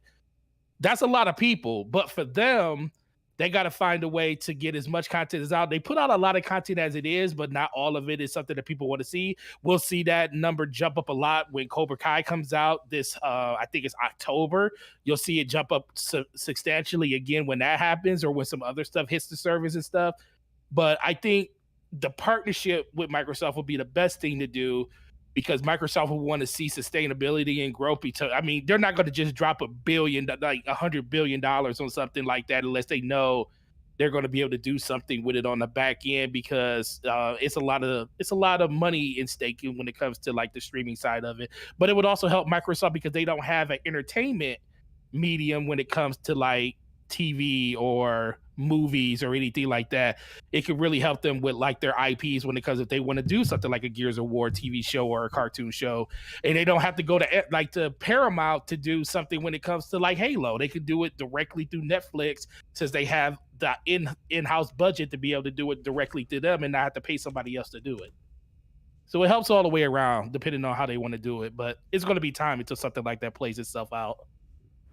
Yeah, a key thing for me for Netflix these days, just while we're on this adjacent to gaming topic, I guess, is I really struggle to, like I said, Netflix is in my camp just because, you know, with kids and other people in the household, right? I just need to maintain a spread of different content and not have to hear a lot of, you know, wailing and gnashing of teeth because people can't get access to stuff.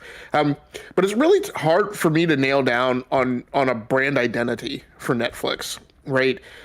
There was a time, I guess, maybe where, you know, I'm a big, like, I mean, when they had the Marvel shows and I want to say, I can't remember if that's where I watched Dark Matter for a while when it came off of Sci-Fi, but you know, and Marco Polo was on Netflix. It's really tough for me now to figure out what Netflix's identity is, and it feels like right now they're in this. How can I say this in a way that's not offensive? They just seem in this kind of middle class suburban America drama kind of identity that is just not, I mean, for me as a consumer, just isn't super compelling from a, you know, me still looking for a replacement for like sci-fi TV, so to speak, or, you know, they don't have, what is the big show on Amazon now? They don't have something like The Boys, right? You know, they have Umbrella Academy, which I just don't feel like has hit with the same, you know, market uptake as other places. And that's a good show. It just, yeah, but I don't think it's not doing huge numbers like it's just a little niche. It's just a little niche, yeah. Yeah, so it's just really, I don't understand when that, you know, I mean, even Apple TV Plus, right, has, I feel like there are shows on there that I identify with from a brand perspective and kind of, you know, where I turn to them, right, for an expectation of a certain amount of kind of my content span to fulfill. You know, we like TMS. We like The Morning Show, you know, Ted Lasso, obviously, you know, and some of their sci-fi stuff like Foundation and other things. It's hard, very difficult for me to tell kind of where is the brand identity for Netflix programming and where it's going. So that seems to be like a thing that they need to address. Yeah, that's an interesting point, man. Any other thoughts on Netflix before we wrap up? Netflix and chill. Oh, wow. That's hilarious. Netflix and chill. Man. Netflix and chill, man. Yeah, I hear you, man. All right. Well, look, on that note, we're going to go ahead and wrap up the show. It's a little past 11 o'clock. I want to give a shout out to everyone in the live chat. T-Rock, you need some slaw, sir. Or he thinks he says everyone could use a bit of slaw. I don't disagree with that. So, and I think there was a super chat too that I don't know. There was a super chat. Something about MLB on Game Pass or something like that. Yeah, let me pull that up here. Yeah, Barbara Conchi with the $2 super chat. Thank you for that, Game Logic. I almost forgot about that. Big shout out to Mike Z Gamer who is subscribed. Appreciate the support as well. But Barbara Conchi with the $2 super chat says MLB the Show is the biggest, most polished in Game Pass. Thank you for that super chat, boy. I appreciate it. But yeah, I want to give a big shout out to everyone in the live chat. Thank you all for watching tonight. Really appreciate the support. As always, please hit that like button. We have over 100 people and only 44 likes. Let's get those likes up. And then if you're new, subscribe, hit the bell notifications here, alerted when we go live. But thank you everyone again for hanging out with us this evening. And Game Logic, always a pleasure, sir. Always enjoy discussing gaming with you and always enjoy time on Fortnite and Halo Infinite, man. We got to get back to Halo Infinite, though. I'm getting that itch to get back and play the sweaties. So yeah, man, and BRAP hates it when I apologize to the chat, but I'm gonna continue to do it. I do apologize a bit for going on the rant and the tirade about pricing and economics, but I'm hoping it's the last time. And the only reason I did it is because the conversation on that topic on Twitter just got way super tilted right into freaking conspiracy theory world this week, and hopefully we've hit the apogee and it's over, so we can get back to our normally scheduled programming. Yes. Something tells me that it's not the last time that we see that. Yeah, but anyhow, but no, thank you, Game Logic. Always appreciate having you on, man.